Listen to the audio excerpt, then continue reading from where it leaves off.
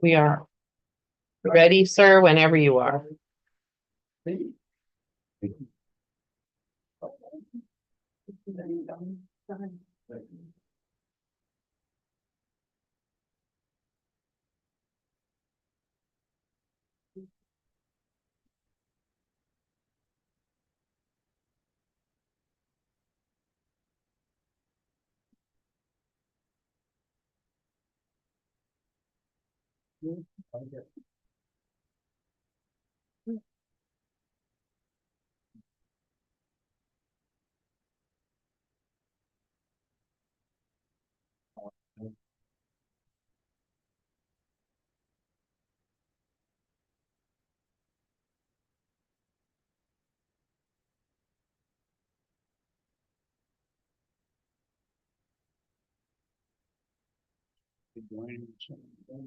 I don't know. I was gonna text her.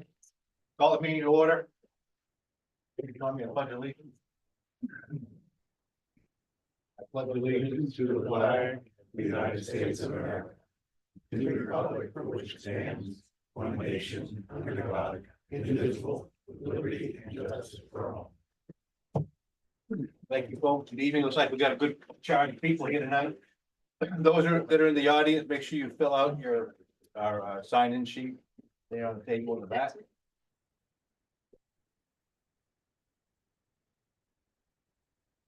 Before we get started, let's get citizens' comments. Anyone have any comments that are not one of the presenters tonight? Hearing none.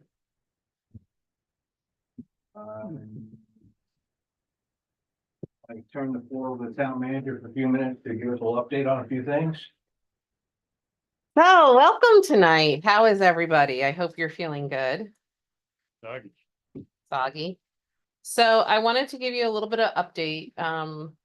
We received today some notices that on one hand made me and our chief of EMS really happy.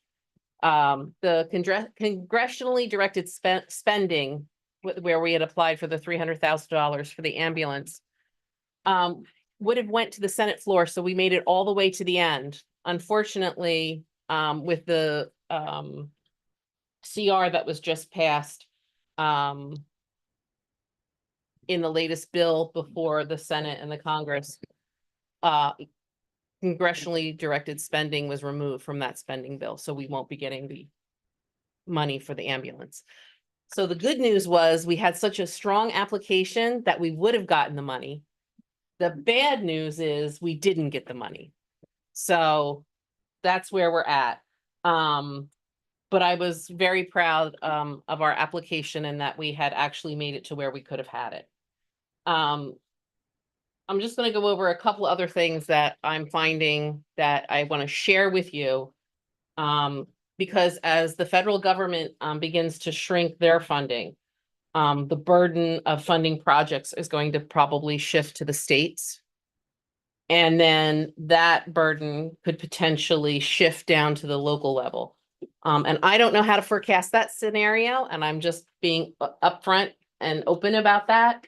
But I will just give you a couple of ways that could affect us. And I'm going to start with road projects that are passed through the federal, well, that federal passes through to the state.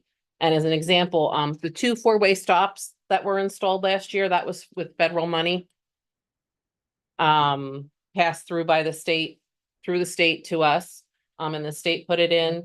Also, the money that you will see tonight, well, Thursday night technically, and talk a little bit about tonight for the downtown program, that's also federally funded. Again, it's a pass through the state. That funding is secure. It's already in place. So we don't have to worry about that, but those are the types of projects that something like that could affect. The other thing that we need to be aware of is, I know there's a lot of talk about Medicaid, separate from Medicare. Payments to our EMS for Medicaid recipients is about $200,000 worth every year we get. So if there are changes to that, that could potentially affect that revenue stream. Again, I don't have a crystal ball and I don't know how to plan for that.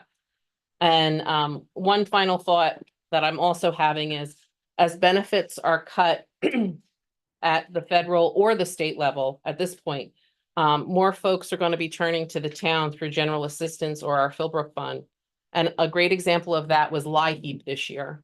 I don't know how many of you are aware, but LIHEAP was a total disaster this year. And that helps low-income families with heating assistance. What we experienced was and nobody was able to ever really explain it to me, whether it was an issue from the state or from the third party that was administering it, or both. We had a lot of people who signed up for LIHEAP that never got their fuel delivery. So then they were coming to the town to assist with that. So I would expect to see more of that. That's just a brief overview of, I got this news today and I just wanted to share because I figured once I shared that, people would ask, are there any other potential issues? And those are specifically the potential issues that I came up with. Again, not much that we can do here to plan for it. We don't have a crystal ball, but I just wanted everybody to be aware. To me, those are the funding areas we need to be concerned about. So, and I will tell you that the Medicaid part has slowed down some of our receivables for EMS. Comstar billing did let us know, like, hey, there's a little bit of a slowdown. And I think that was more specific to Maine in their budgetary process. But we should be seeing that loosen up a bit. But I just wanted you to be aware that these are the communications I'm receiving. It's where we're at. Actually, good news. Part of it was good. All right, let's jump right into it. Let's talk about public works, and I guess Will, our new future, our public works director comes July. Right. Hey, John. Right, Oh, I'm sorry. budget committee to Why order. don't you open up first? Unless we want a disordered budget committee. No. Okay, budget committee. Called to order. Thank you, Al. Keep me honest. Now we can move on to the public. All right. Well, good evening. I'm certainly not going to be as entertaining as John Dale has been in the past, but I'll give it my best shot. Biggest increase in our was payroll. A new contract was negotiated this year for the union, and I think it came out pretty well for both. Like everybody else, we've struggled the last few years with recruitment and retention. I think we've done a good job. We're fully staffed now. I anticipate it to stay that way. So that was a good accomplishment.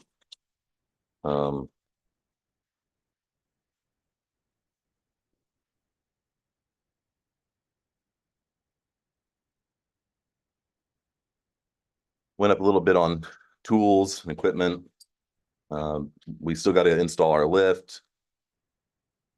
Some of our software updates for our mechanic scan tools can be thousands of dollars. I think 13 is a good number going forward. We're only at 15 so far, but that's going to change because, like I said, we got the lift to get installed and whatnot. Vehicle maintenance just went up a little bit there. That's our tires, filters, parts.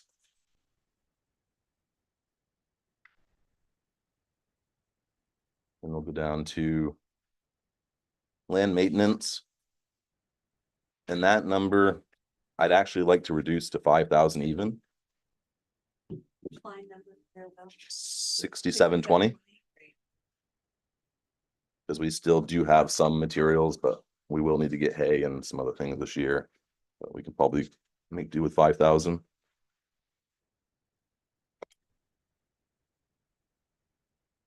Our salt. That would decrease by 2,870, is that? Correct. Yep. Just got a question for you. Sure. So last year, for 2024 actual, only spent 565. I'm assuming that that was for land maintenance. Was it just a year where you guys didn't spend any money for? Yeah, we had stuff stockpiled. You had- Yeah, and the same with finish out this year. We're gonna be okay, but we will need to replenish everything in the coming year, so. I'd like to leave that number at 5,000. Salt and calcium, just anticipating the price that, pretty much guarantee on that going up a little bit every year. So we just bumped that up a little bit. Sand and gravel, which is actually our winter sand. We got to screen 5,000 yards. We've been pretty busy this winter, so we need to fill back up. And that's just that increase. Blades. We increased that just slightly. That's one that I feel comfortable with that number. You hear a lot about tariffs, and those are from Canada. So that number could fluctuate. That's a lot of what ifs there. I feel very confident we can make do with the number we have here. And if we need to move some money around from the tools budget or somewhere else, we can make it work. They were talking potentially a 30% increase, but that's a lot of what ifs, so.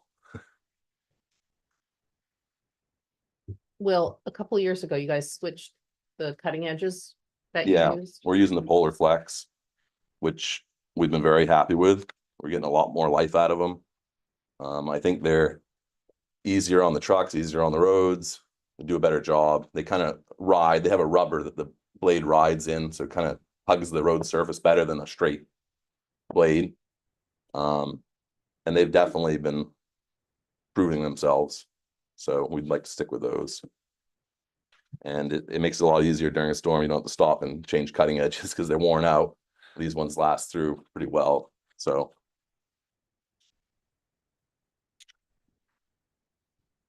And then that pretty much covers it. If anybody's got any questions about any of those numbers. Go ahead, Ed. Overtime. Yes, Last year we budgeted 64,000. We've only used 41, so you've got 23,000 left. well, not really, because it's been a month since this was printed, so we're probably We're very close. very close. That's why I was asking. Yeah. I mean, $23,000 off, do we really need to go up another 1,500? That's all I was just gonna. Yeah, I'd like to, because it's so unpredictable, and we've had years where it's been pretty quiet, Oh, yeah. but this year we've certainly I understand that. pushed that budget. So these aren't updated numbers. No, because we've had some storms since then. Yeah, we had we had 2 weeks there where Fine. overtime was more than their regular work week. Yeah, Yeah, it ate it up quick. Just Yeah. as we thought yeah, and of course that it was increase, going to be, okay, we can do this. It got quick. It went quick.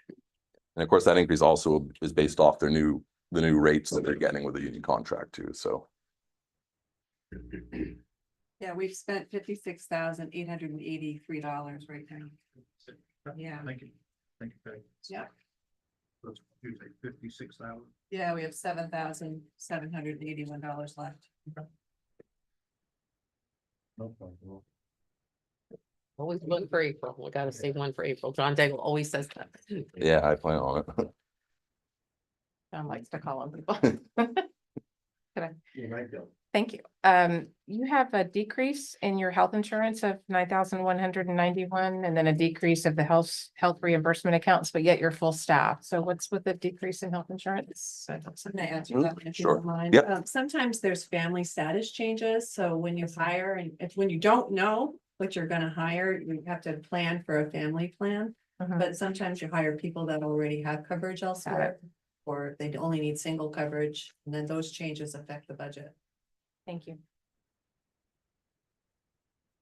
Yeah, well, a couple of things about fuel oil. Sure. Heating oil is listed as $4.50 a gallon elsewhere in the budget, it's $4 a gallon. Are we using diesel at the garage, or are you using? No, that's heating oil. It's regular heating oil there. Or should that be $4 a gallon instead of $4.50? I think that was just when we typed in the description, we just Yeah. didn't make it the right number. I think we The said, note, I think that's it's incorrect. the note that's incorrect. It's budgeted at $4 a gallon. Okay. And then, we used, in 2024, we used, half of what we budgeted. And, guess in 2025, we're on the track to use close to 888.75. Gas and diesel are down compared to a couple of years ago. We still want to carry this much excess. I know we got to carry some excess because prices are volatile, but is that too much? Well, that's also our motor oil, antifreeze, grease, hydraulic oil. All that's figured on that line, so Also, yeah, forward, DEF fluid, you know, all the trucks are running now. so I think I'd leave that alone, because you look at where we are. I mean, when this was printed, it was at 34, so you're getting close to half that number already, and we still got the rest of the year to go, so.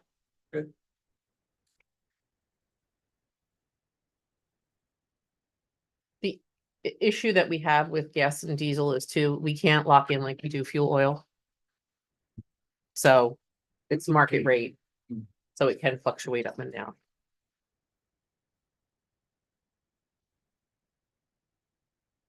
Well, real quick, Sure. we're budgeting for one public works director. Yeah. Cause John's gonna be going to the transfer station. Okay. So it'll just be me and the crew. He's still in there under the employees part of it. So he's part of one of the eight. Yes. Okay. He's No, not, he's a, He's a part timer. he's gonna be a part timer. That might be a mistake. it's just a mistype in there, but he's figured into the 8, yeah. It'll be 7 full-time actually and one He's, part-time. yeah, he's a full-time equivalent. 28 hours of transport, right? 24 hours of transportation, Mhm. the balance would be. In Public Works. And that's to cover the equipment training and any CDL, and just in case we have CDL, and also some of what might happen this summer as the transition occurs July 1st. That also covers the on-call. We had a little change in on-call pay during our union contract. So there was a little bit of an increase in that line item. But not in the number of people. But those No, guys but just in aren't- the those line. guys aren't union. Sorry. Those two aren't union. Right? Or you don't union now. Those two aren't union, public the director. and the assistant. No, they're not union. Right. Yeah, no, I'm saying the on-call.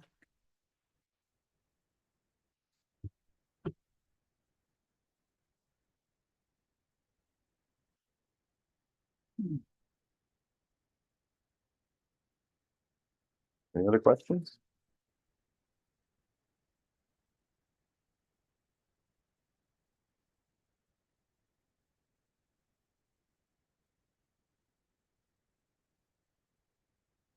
Any other questions?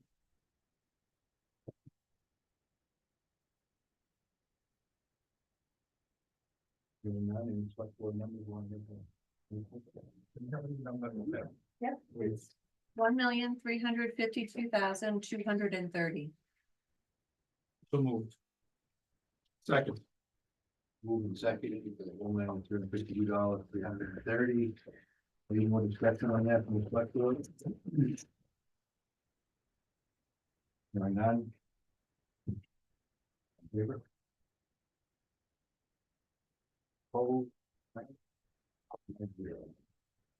Okay, we get a number 1,352,230 from the select board for Public Works. We have a motion on the budget committee. John, I'll second. thank you. Any discussion? Could I follow on with a question, even though we passed? Sure. Passed it? Just a quick question. Can you explain the state aid roads and how that works and how we're not getting paid for what it really costs us to take care of them? Yeah. Yeah, so it's probably what? Half what we actually spend that they reimburse? Less than half. They've been giving us that same price since the eighties, back when we had less. Yeah.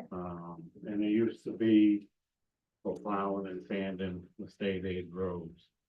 And we changed that metal ladies. And we went into rip off.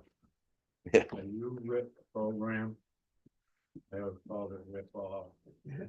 Program to go on the town. State road project.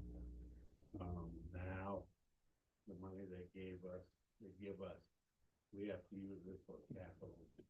improvement. Can't use it just to make. Has to be used for capital.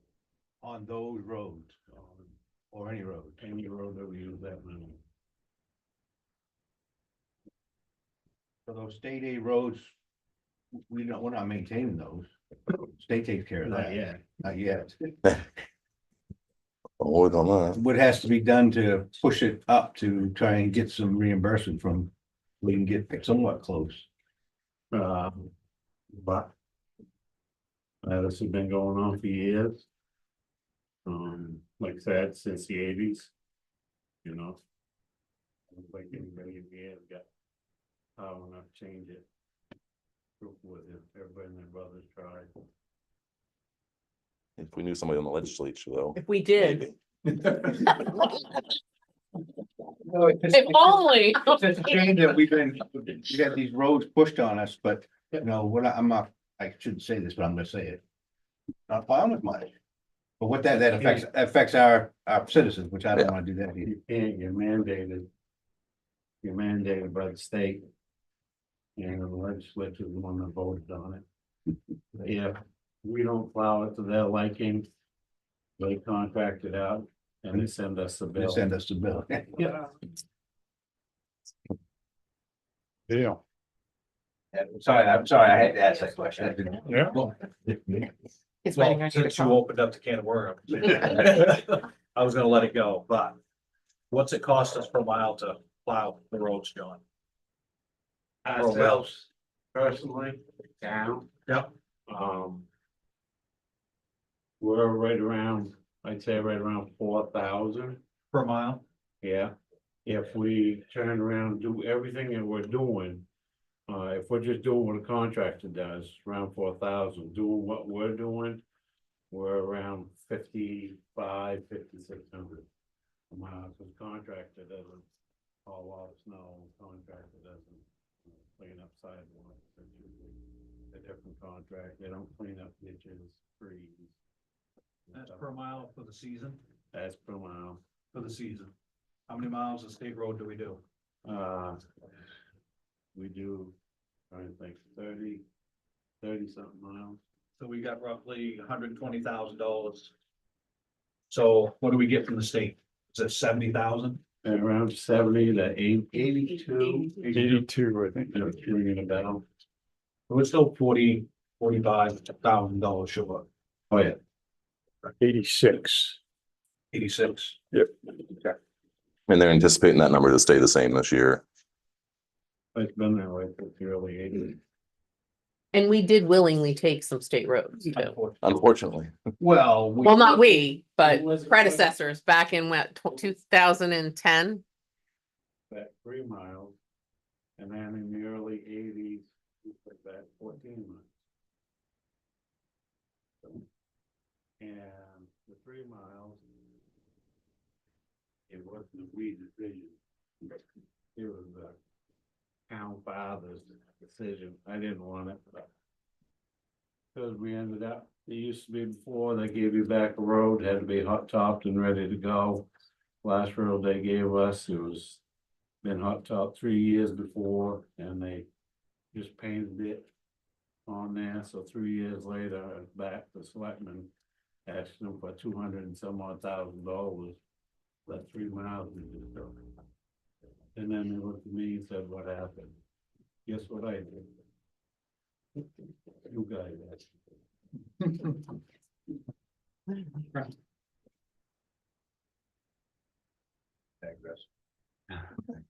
Yeah, it's good to get the information out there, what's really going on and why it costs so much. Any other discussion? Seeing none, all those in favor? 1, 2, 3, 4, 5, 6, 7, 8, 9. None opposed?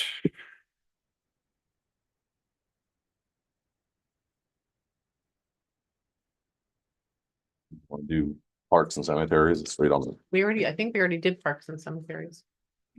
No. Oh, sure. Back over to page 38.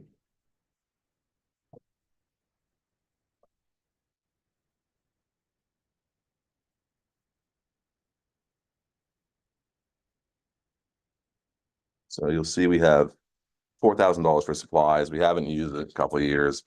But we gotta leave that there. That's if we need anything for the float, which I anticipate we're gonna have to do some repairs on that this year. Building picnic tables or any work we might do at Sylvania Memorial Park, that comes up. So I'd like to leave that in there. We definitely gotta do some work on our float and wood's not gonna be cheap, so. And then the park maintenance, that's just money the town gives to the different organizations that does the mowing and the flag purchases for veterans graves. If you'll recall, under service agencies, that's where the flags for the graves used to be. We moved that into park maintenance because it wasn't really, it's a service. It's not really didn't really belong where it was. Any questions on that? Yes. Which cemeteries does the town take care of, if any, or are they all? They're all, the town doesn't maintain any cemeteries. They're all taken care of by the various organizations and And does any of this money go to support their efforts? some of it, yeah, it's for mowing and the veterans graves specifically and but not, Only the veterans' graves? yeah, Correct. Can take the money. yes.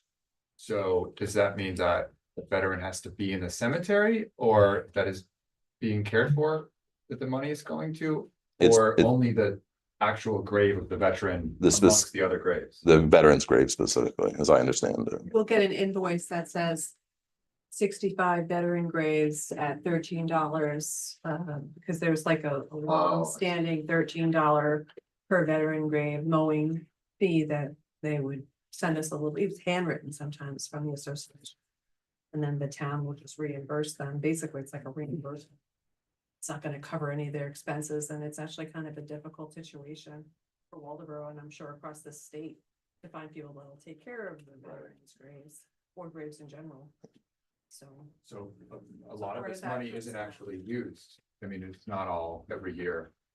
The flags are every Oh, yeah. year flags Yeah. are and the mowing's every year. Yeah. The mowing is Yeah. every year. And then, like I said, they So purchase. there is enough people to take care of enough graves that this budget is fully utilized. Yeah, If I may, for example, caretakers of these cemeteries.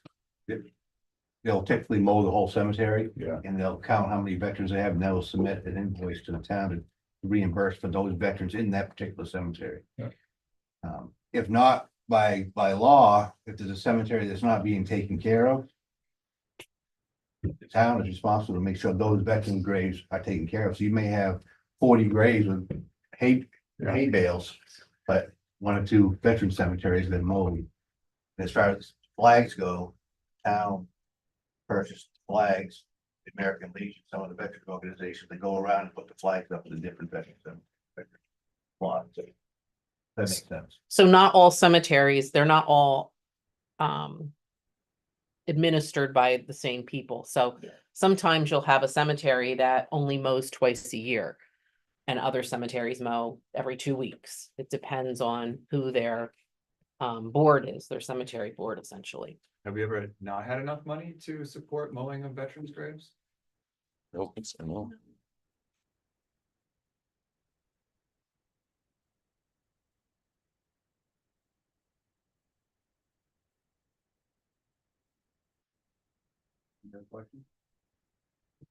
Is that uploaded Pine Street? Yeah.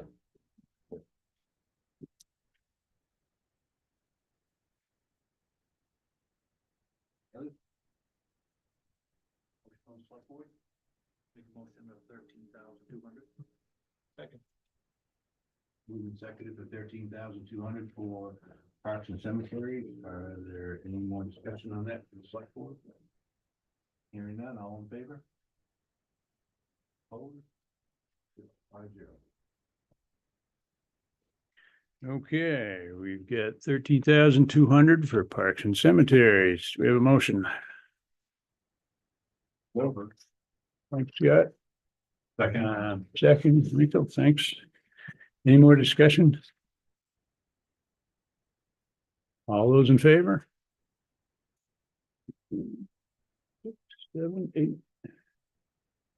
Jan and Brendan, your thing.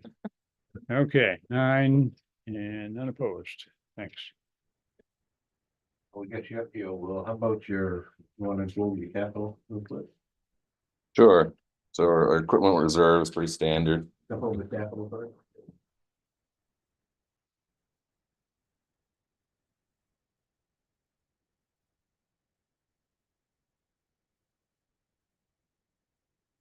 We plan on 10 years for trucks. We just put so much away every year. We don't have to borrow anything. It's a good thing. Our heavy equipment's 20 years and most of that's new. Thanks, John. So, it'll probably even outlast my career, so hopefully.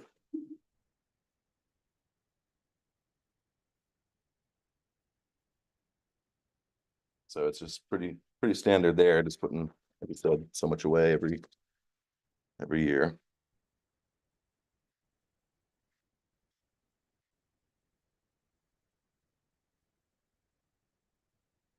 This year, what do you have to have? What would you like to get, I think? This year, we're not replacing anything. We're there, right? You're pretty good shape, it looks like. We're in pretty good shape. We are. I would like to get that mulcher head. That's a few years down the road. That would be really useful for us because right now we rent a machine with a mulcher head on it. And then you're kind of, We funded that last. year. we've been putting so much away. We've Oh, been I putting thought we already 10,000. bought it. No, we've been putting 10,000 in there 10,000, no. and it's gonna be 30-40,000 probably plus. How much is the rental? 5? It's like 1,000, 10,000. How much do we pay, John? Yeah, about 1,000 a day. 1,000 a day. It's expensive. A week or two. So So we, You know, if Yeah. so in 2.5 years, you could pay for it. if you rent something that much, you might as well if buy you it. wanted to, That's what I was thinking, is just about like getting a snow blower for the sidewalks. I mean, in 2.5 years, it'll pay for itself. Yeah. After buying it. Yeah. I don't disagree with you. well, you've got that $23,000 there for the bulldozer. Yeah, and we're not, Keep that. no, that, Uh-oh. John is still in charge for now. Reason you also set money aside in your capital. If we lose a piece of equipment, fire department is the only department in the whole town that has complete replacement costs on their insurance. All right, nothing else does. I've been there before. We had a truck, we bought it $150,000. After a year, it got totaled. They gave us $40,000. Didn't have any money in there, wouldn't have been able to replace the truck. Now, the bulldozer money, that money is for all the heavy equipment. In case we lose the motor or anything else, that money came from being charged to the transfer station for the work that we done up there. You need to have money in there for the equipment. That equipment is not cheap. You lose motor in the grader, you lose motor in the loader, or excavator or anything else, you don't have any place else in the budget. Take it. So. I'd rather not see that happening. But after July, you can do whatever you want. 22,000. Guys, the transfer station for doing the landfill closure. And don't forget, you've also got that $120,632 in there too. Yeah, there, I got. Yeah. Truck, you just saw 28,000. I'm just letting you know. I just don't see how we can't swing it. What do we do? Because I mean, What is the cost of the mulcher head? Between 30 and 40,000. Okay, 135? Our excavator we have. Be 140. Then we turn around, you're gonna need a pump another pump to the excavator, so.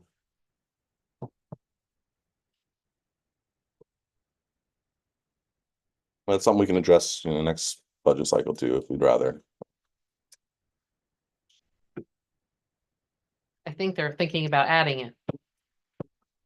Just, we're putting away 10,000, we're spending 14,000 to rent it, that's half the equipment right there, over the course of 2 years, you're more than paid. Yeah, we're spending. We're spending 10,000 on 14,000. It's 5 days a week when we rent it, Oh, 2 weeks, but still, it's $20,000. you know, We're putting away 10 and spending 10. but remember, we just went through budget cuts. And we wanted to cut everything. I mean. I don't think we had the numbers of what the head would cost between rentals and stuff like that either. It's the same thing with the, like I said, with the snowball. How much did we save with that? Well, that's what it is. 5 pieces of equipment being used all the time, 5 guys aren't working all the time. Now you got 1 guy, 1 piece of equipment. Or you got $1 million, $1 million worth of product, cool equipment up there. Now you get a $40,000 piece of equipment with 1 guy. And it does have a benefit too, that when you rent something, you're kind of bound to that week only of being able to use it. And if the Right. weather's May not be able to get it. not the greatest, and if you, when we do have that eventually, it gives us a lot more freedom to use it whenever. So, I have 2 questions. sure. No, John? I think these 2 had questions. Oh. All right, my question is, how much would it cost in interest to borrow the money for 4 years while we pay it off the way we're doing? But it's not for 4 years, you already got some money in there. All right, We 3 got 1 years. year's worth. We get 1 We have 1 year's worth. I mean, and what would financing it cost? What would it add to the 40,000? For 3 years, that doesn't sound like a whole lot. You could get numbers. Yeah, I'm not sure. Yeah, we what can the- get numbers. I Cheaper don't- than renting it Interest for rates. 3 years. Absolutely, 100%. If we can't come up Give with away money. $30,000. Well, we can have that answer for you by Thursday when we go over capital. How's that? I appreciate that. John? Just, what's the maintenance on that piece of equipment? On the mulcher head? Yeah. I mean, they've had that same one where we rent it for quite a few years, and that's rented out to just about anybody, so it's probably pretty heavily abused. Grind And it's rocks going, and with it's still great. I mean, you gotta buy teeth for it. My teeth. Right, so Grease it. where you're renting it from buys the teeth and keeps that aspect. Right, right. But it's not, $1,000 a day, I buy all kinds of teeth. yeah, You'd be true. surprised, they're pretty expensive. If you want, why don't you ask them? I think the mechanic has possibly worked on that, but one of those before. You might want to ask him what the maintenance is like. We can have that for you on Thursday. Keep for $200 a piece. You will lose that every day if you don't pay attention. Yeah, if you're chewing rocks instead of trees.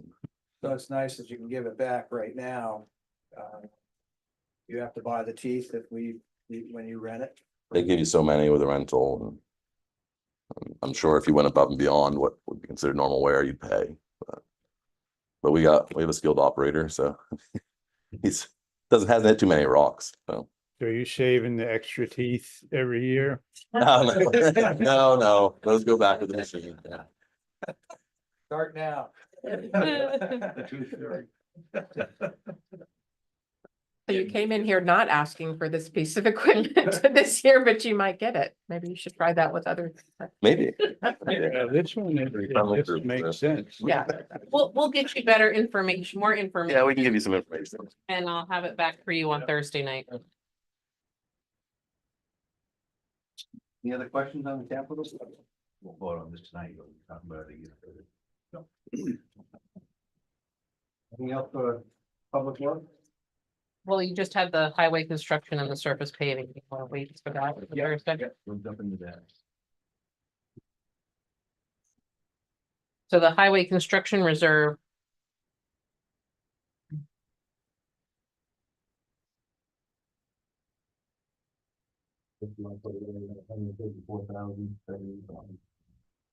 Well, that inside in there is the 210 for the downtown project. For the grant we got for the downtown improvements.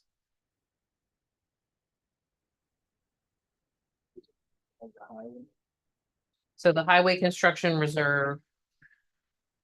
We put our typical. I think we went up to 60 on that, and then we put 210 in for.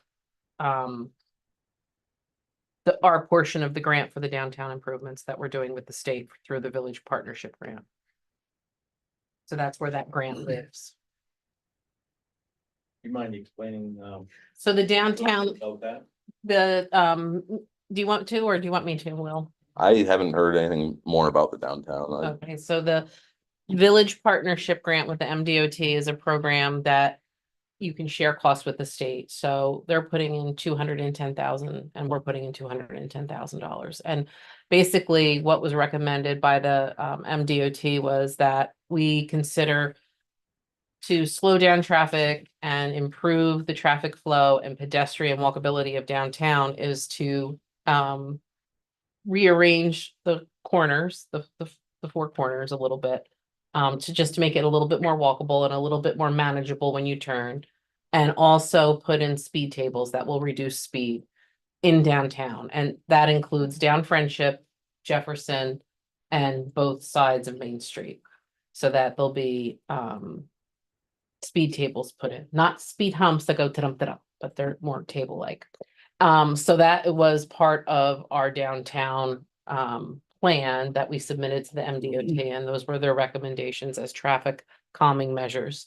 So it's good to get a $210,000 commitment from MDOT that we will have to have engineered, and then a contractor, whatever work Public Works can't do, a contractor would then come in. So we have $420,000 available for that project.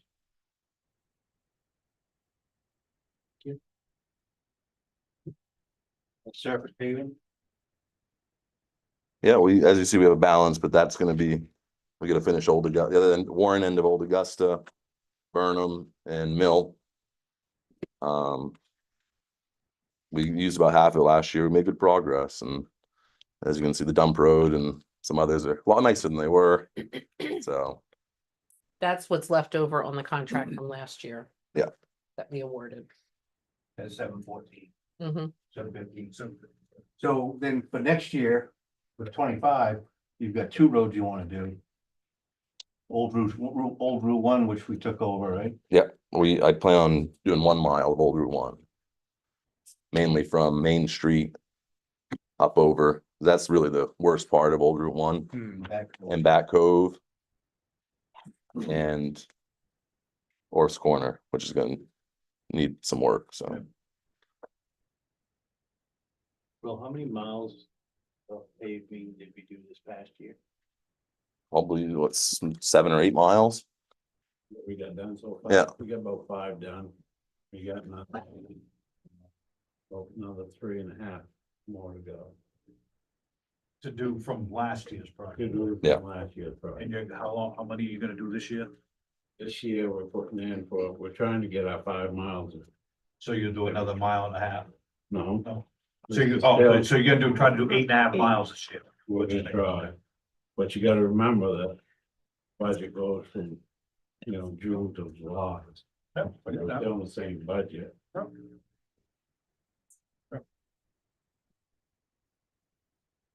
Hope you guys get caught up. Working on it. Well, last year, some of that was not their issue. Right. They had that culvert at Old Augusta Road that was really the state's that we had to handle. And then there was a paving mix issue with the paving contractor where they got their paving mix from for a couple of weeks. So then that put us behind. So does it cost of the surface paving, does that include any preparatory work? Like I'm thinking on Old Route 1, as you go down the hill, there's that spring under the road that, Yeah, that's kind of highway construction. That's part of that. That's culverts. That's all that kind of work. The surface paving is just the paving part of it. okay, so is that like part of the plan for that road? Yeah, oh yeah, we're gonna try to fix those problems. There's a few areas like on Orf's Corner, same way. There's a few areas where Yeah. the base of the road is questionable. Like all main roads, they really didn't build them. They just kind of were wagon trails through the woods that they just paved over and Yeah. through stone walls. I mean, we were working on Burnham Road this past summer and we found railroad ties and bricks and everything else underneath there. And we were putting culverts in, so Mhm. not the greatest base to build on.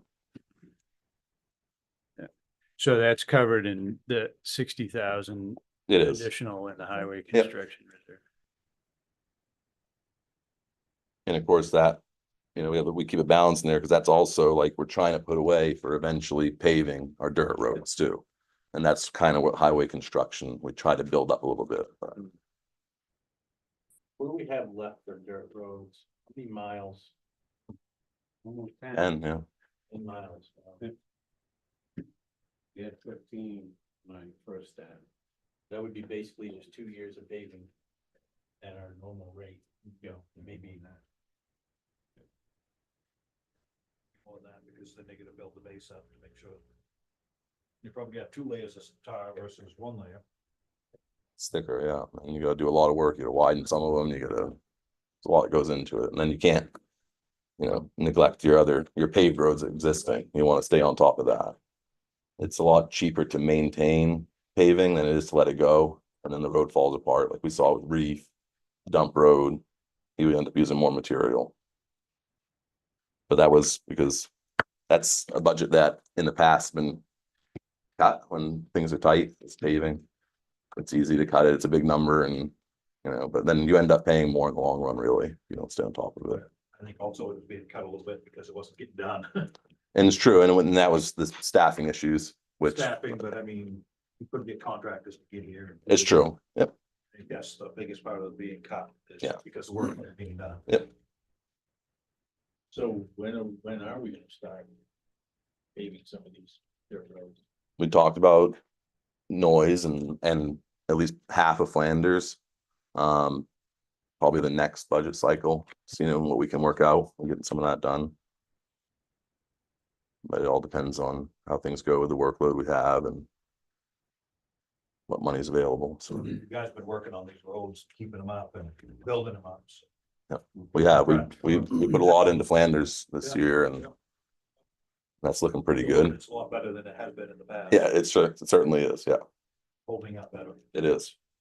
A lot of material. Good thing we have a pit. It is. It saves a lot of money.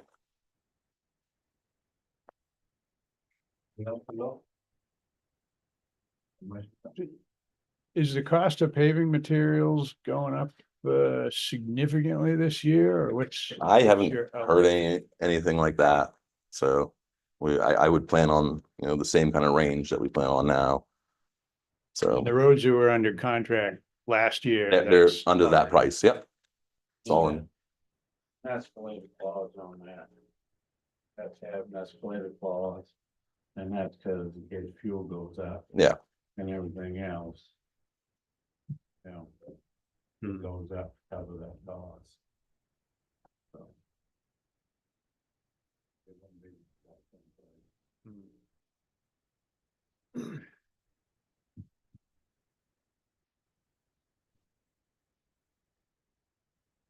Oh, how much more time do we spend maintaining the dirt roads compared to a paved road? You know, because we're plowing those as well. More wear and tear on the vehicles on those roads, I'm sure. oh, yeah. What would you say we're putting in for time on those roads every year? They certainly take more time than your paved roads. Once your paved roads are where you want them to be, they're pretty easy to maintain. Your dirt roads, every year you gotta grade them. Seems like every year you're putting material on them. They always say that they're more expensive to maintain. I believe it. I mean, you got your initial investment with your paved roads, right? But going forward, they're a lot easier to take care of, so. I'm glad we're thinking about paving those in the future. That would be nice. Certainly, I mean, John got 5 miles in 40 years, so. If I can get a couple in, 20 or so, 48 years. I'd be happy. Certainly a lot easier to take care of in the winter too, so.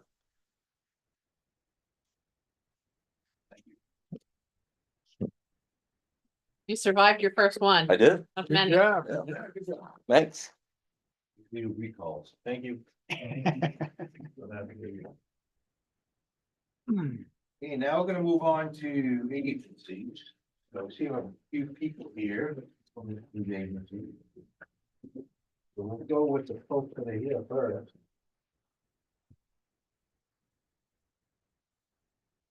Yep.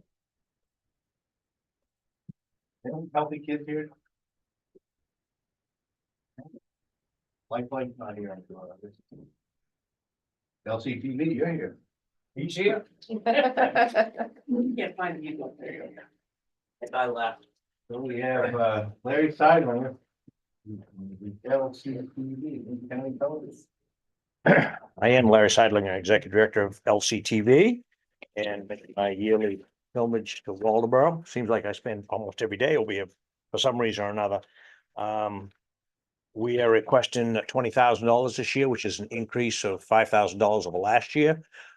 We are going to hopefully be able to take that extra funds, and we've formed a partnership with Madonic Valley High School to teach media literacy to an accredited class out there at Madonic in this coming school year, this fall. Outside of that, some of our funding will go towards increased cost of just operations, lights, phone, heat, employees, insurance. No big capital expenditures this year as far as equipment goes. And like my predecessor said, you never know when an engine's gonna go. We never know when a computer's gonna go down, so. We increased programming again this year. We've increased every year since we've been there in the past 5 years. This is my 6th time in being in Waldeboro before you, requesting funds, and we continue to grow our programming and our participation in town governments and the town schools, and we partner with the YMCA, the hospitals, and a lot of nonprofits around town. So I'm open to questions. I'll try to answer them. I don't see anything in here about the program that you're doing with Madomic Valley High School. We haven't got the curriculum completely written. Miss Pease, Linda Pease, the principal out there, we just formalized it, the partnership about 2 weeks ago, and she's working on a curriculum. She's actually agreed to join our board at LCTV to help with that curriculum. Right now, we're doing, we started in November with a media literacy program in South Bristol. And the 5th grade down there, we're teaching them how to do a news program where the kids are writing their own copy. They've learned how to run the cameras. They set the cameras up, the equipment up, they wire the switches up, they wire the sound up. And it's on every Saturday night at 7 o'clock. It's about a 10 or a 15-minute program. And like I said, we started in November with some seed money from some businesses around town. And it's been pretty rewarding. We've been recognized with Maine Principals Association as a new program coming out, which is kind of fun and nice feather in a cap. And we hope to be able to take this media literacy program to any school that in the area that would like to participate. So that's the goal that we have at LCTV right now, is to expand with the children, teach kids how to run cameras, talk in front of a camera, write their own copy, kind of like an OJT type job. So it's working with the hardware, but also some production. They do everything. Yeah. They write the copy, they do the interviews, they set the cameras up. We're going to, when we come back from April, come into April vacation. Right now, I can only talk about the 5th graders in South Bristol. They're gonna do a live audience shoot at Lincoln Theater a week from Thursday, 2 weeks, excuse me, 2 weeks from Thursday. Where they're gonna have a live audience, and they're gonna come in and they're gonna set the cameras up and show everybody how they do it. And they're gonna have their own copy and recording. And then when that show is over with, then we're gonna go back in the classroom and start teaching them how to edit and run sound through editing and syncing and things of that nature. So it's been an interesting winter with 5th graders in South Bristol. Hi, currently, how many Waldeboro specific high school sport events are you recording? Well, we recorded every home football, soccer, basketball, and a limited number of baseball, softball. I think we did last spring, we did 8 softball and baseball games at Madonic Valley. I'm sorry, I'm looking at your sheet here and it says 2024 high school sports. You've got 4 football games, 8 softball. So it doesn't add up. I'm not sure what she put on there. She doesn't have all the numbers right. I saw that this afternoon when she passed me this thing. I was like, man, this isn't right. But I can honestly tell you off the top of my head, because I was at 99% of those. We did every football game, and we also did the playoff games with the Madomic football travel to up to Hamden for the regional game.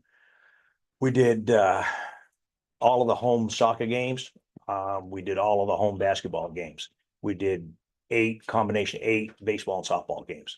And how does one access those? Meaning how? do you- lctv.org, and you can see all the games.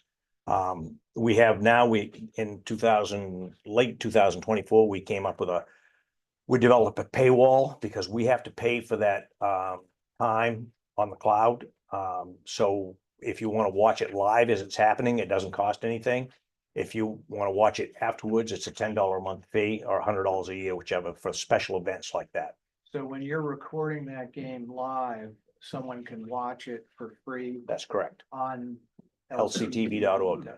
Yeah, this summer, by the end of the summer, we hope to have an app very similar to YouTube where you can just put it on your smart TV, and if you're a member, you can go on and watch a special event, or if you just want to watch a town meeting or budget committee meeting, you can watch that.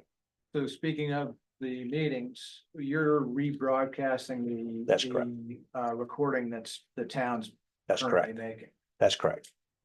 Whatever you send us, we rebroadcast it several times in the course of a period of time, a And week. that- that would be on some schedule. It is. I'm not sure what night Waldeboro is, Tuesday or Wednesday. Julie, do you remember which night? You don't watch yourself on TV, Julie? I do not. It's great TV, Julie. You ought to check it out. Well, it is, I'm sure. There are times it's really good TV, but yeah, you know. We have more exciting budget meetings, if you want to know the truth, in Waldeboro's, but we're going to Alden next week, so. Just, you can also access to YouTube anytime. You can. Yes, that's right, John. It's also on the YouTube channel. Or LCTV uses. It's primarily offered by the town as a service, right? Yeah, we uploaded it First. Yeah, we upload That's yeah, the like meetings, we're yeah. live and It's not, it's on. LCTV is not doing. No. No. it's The not. service of the town. No, the town sends it to us and we put an opening to it, or we clean it up if there's any sound issues, if we can, through editing, and then rebroadcast it. But the meetings are available on YouTube, not the content, not the sporting events are not available on YouTube. Not live anymore, no. Not anymore. No, we used to be. And why'd you discontinue that? Cost of operations, some way to fund it.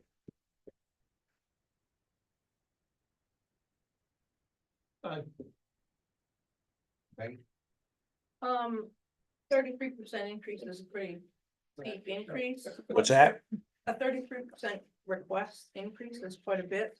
What's your total operating budget for a year? Last year it was 232,000, I think it was. Last year was the first, 2024 was the first year we've lost any money since the first year I started, 2020. And basically because we didn't get we had 2 grants that we got 2 years in a row. We didn't get any grants last year and we lost our biggest donor. Did not donate last year. Thank you. Looking at the balance sheet, and forgive me, I'm not an accountant. but Neither am I. I do have a question about accounts receivable, $43,000. Mhm. Who owes you money and are you writing any off? Last year we wrote $1,400 off. Out of our total write-off. We put, when a town approves their funding for the year, depending on when they approve it, we put that in their accounts receivable. Now, for example, Waldeboro might approve it in March or April, whatever the budget is, and they may not pay it, or they don't pay it until December. We carry that as an accounts receivable for the whole month, for the whole season until it's paid. So we do run an accounts receivable with businesses. We do sponsorships. We don't usually go much more than 30 to 60 days max on our accounts My receivables, question with is- the exception of the towns. You expect most of these Yes, receivables to actually be I do. paid. Okay. Yes. Minimal amount. The other lines of credit, $64,000. Is that for equipment purchases? No. From January until July, our cash flow is very, very limited. We do a little bit of sponsorships for spring sports, but most of that is to pay payroll and cost of operations. And then we start getting most of our funding starts in August with our town franchise fees. Bristol starts in July, August, and then Damascotta's in September and October. And all the 9 towns, we collect $80,000 in accounts receivable from the towns from August to December. Yep. So I think that the educational component that you're designing for the high school and you're continuing is really wonderful. But other than that, how do you have any metrics measuring who is using the resources you provide, who's watching? And how do we measure also the effect on people's awareness of public issues and other information that you're trying to get out? So not simply who's tuning in, but like what effect is it having? Sure. We have a variety of different ways. On our YouTube page last year, we had 80,000 people to check us out in views. And there's an analytic on there, how long they stayed on the channel and watched it.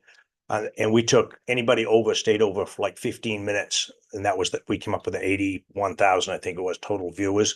We also do a weekly newsletter that we've had 50% opening rate on, and that we do that every week, comes out on Tuesday or Wednesday morning. What else do we do? Did you say a 50% open rate? Excuse me? Did you say a 50% open rate? 50. Wow. We've had a 50% open rate now for about 4 months, right around 50%, which is Really good. yeah. We've had a new girl that's taken that position over. She took it over in June, and she's just really talented. And it is what you put in it for content too. And I think some of it, to be honest with you, I think is what we're doing in South Bristol, because we put that in there every week and people have been really looking for it. Can someone explain to me what the cable franchise fees, how that? The town of Waldeboro gets, Julie, you can correct me on the number, but it's somewhere a little over $30,000 in franchise fees. No, less now. I'm not sure what it is. 28 and change last year, Yeah. 28.5. 28.5. So Decrease year on year. the cable company pays the town franchise fees for the public right of way. That's the telephone wires, the cable wires. So wait, that money is already allocated to you outside of this budget? No. The town has a choice to do what they want with that money. What is the town doing with that money? Well, last year Offsetting they gave taxes. LCTV $15,000. Confused because in the letter here, it says that we have given LCTV 31,000 in cable franchise fees. So I would say that we look at it as a general revenue. So that money comes into the town and it's a general revenue. It's not ever earmarked for LCTV. It could be, we could use it for reduction in taxes. You could use it for, just like any other revenue, it offsets our expenditures. To add on to that, the way that number works, so the franchise fee is paid just on TV services, people who watch TV by channel, not internet, not phone, not VOD. It's 3% of that bill, and if you do the math, about 560 residents in Waldeboro are contributing towards that franchise fee. Once you figure in rate increases for those standard fees, assuming people have 2 TV boxes and 2 TVs in their house, you're looking at 2,000 to 2,500 less per year on year, and that's before we get fiber switched on to every single house, which is going to take a huge chunk out of cable. I apologize for going backwards here, but I thought I heard you say you didn't support YouTube, and then you No. just quoted viewership of YouTube. We used to put our high school basketball games and football games and everything on What's YouTube. on YouTube? What content's on YouTube? Could be high school hoops, could be, Not Madomic Valley basketball games. they are after a period of time, they are. After about 3 weeks, we put them up there. We don't put a current game up there, but we do, after a fashion of time, we put them up there. Yep, you can go back and see them. Bob? This is a very back of the envelope calculation, but your lines of credit total, it looks like it's outstanding as of the date of the financial statement, Mhm. $63,000. I don't think that was right, John. I can't tell you exactly what it was. That's right here. Well, just going by what Yeah. the numbers are, 63 grand. And then you've got receivables of about 43.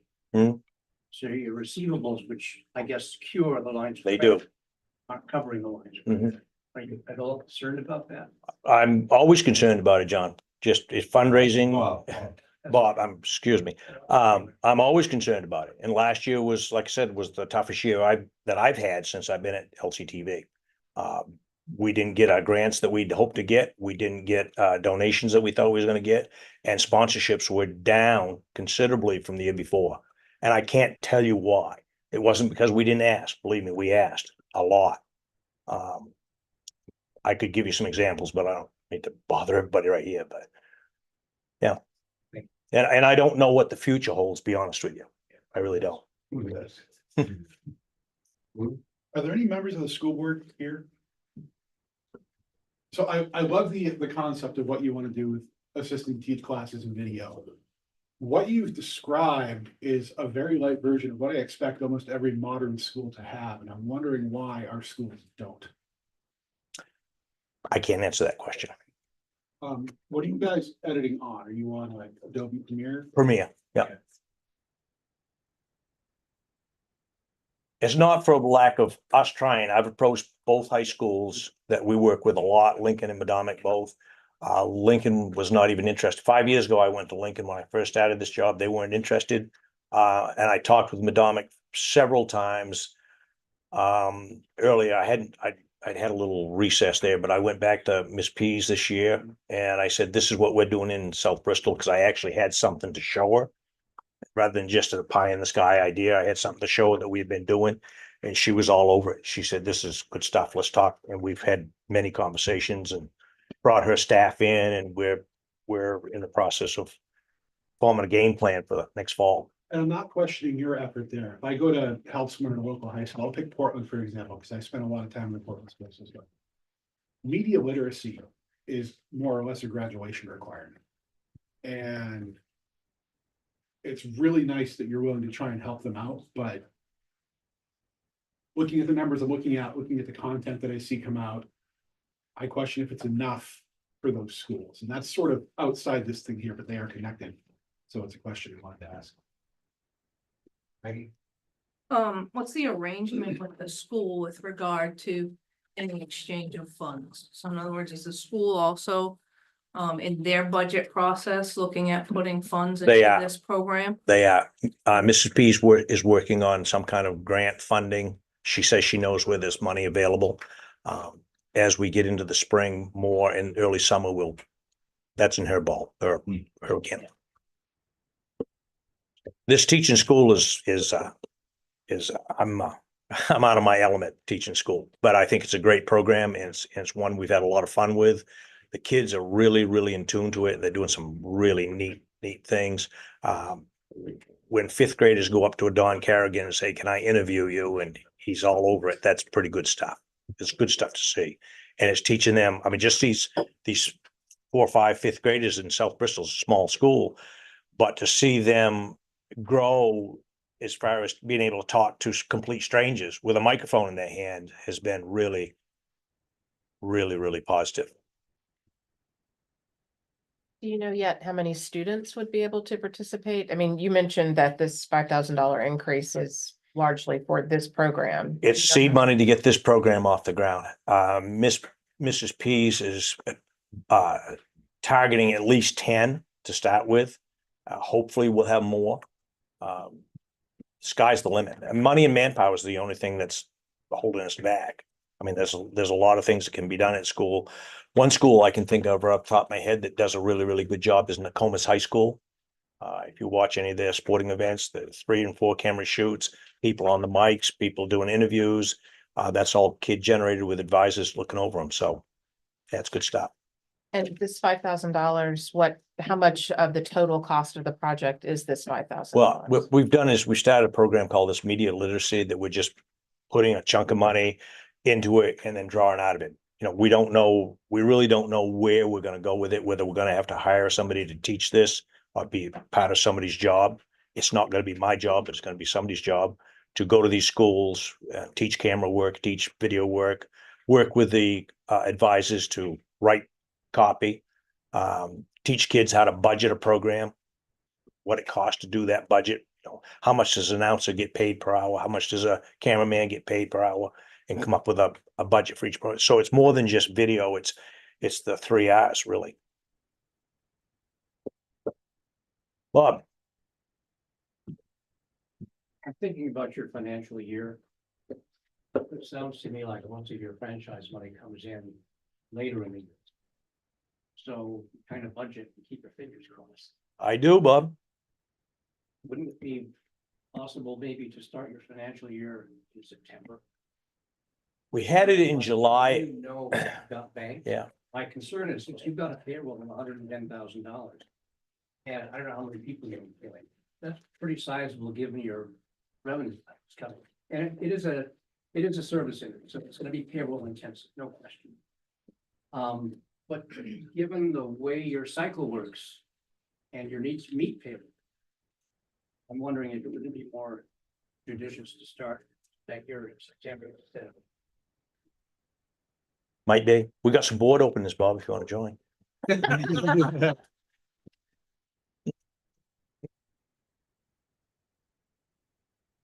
other questions?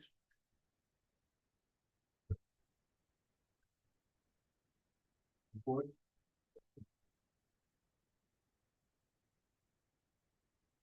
Well, I'll do it. Can we do it? Go ahead.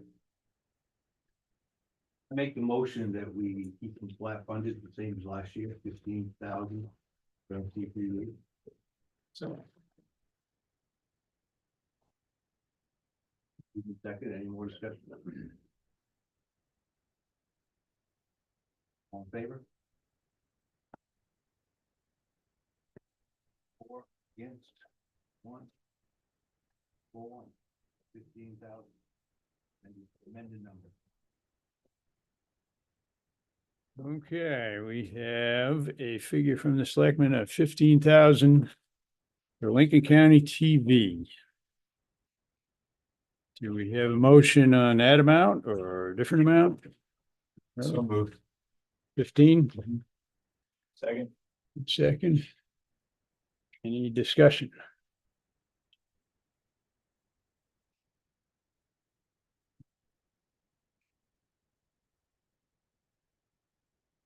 Are we ready to vote? I have one- Oh, This is thinking forward. This is not an aspersion on what LCTV has achieved in the past. I truly believe the time of public access video is past. I think there's better places to use this money. If it were up to me, I wouldn't be funding it at all.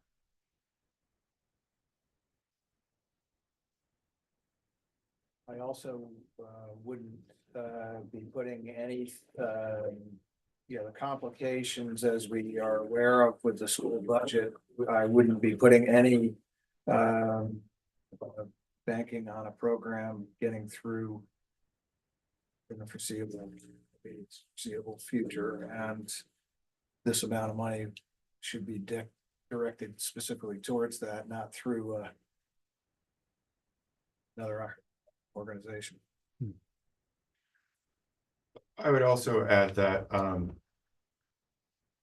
I think that I would feel more comfortable actually funding more if the metrics were clearer in terms of who's using and how and why.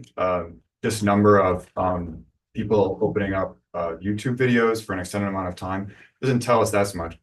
What YouTube videos are they watching? The sports, or are they watching the select board meetings? If it's the sports, then great. Is the programming geared towards strengthening that part of the LCTV? So if there was a better understanding of how the public is interacting, I think it could be a much more robust organization and maybe should it be funded at a higher amount. Right now, it's just not transparent enough for me. But I think following what Ruben is saying, I think that the question of engagement in of people in the community, events and civic functions that they cannot attend is absolutely crucial. And we should be putting more brain power to doing that. But I think that the current structure under which it's happening is just not reflective of where the world is right now in terms of media and how attention is working and issues are presented. So I'm happy to support what the budget committee recommended, but I do think that there are larger questions as to the role of access TV and public media in the local community.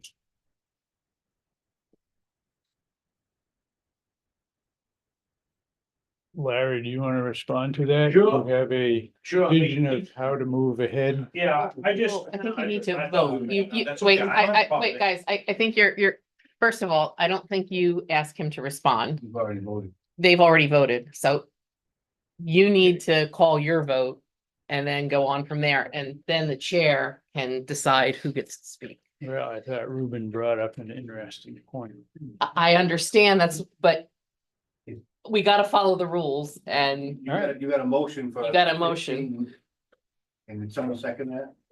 yep, Yeah, You gotta call the vote. Discussions, you gotta call them, after no more discussion, you gotta call the vote on that 15. just as a point of order, a further motion could be made to amend that amount, but I'm not digging in. I'm there. just saying that I don't think it, Yeah. if you want to amend you can, but typically that Okay, you're the chair, Yeah. you chairs can fight it out. I'm not looking for a fight, I'm looking for clarity and understanding, but I will yield to the suggestion. Is there any more discussion?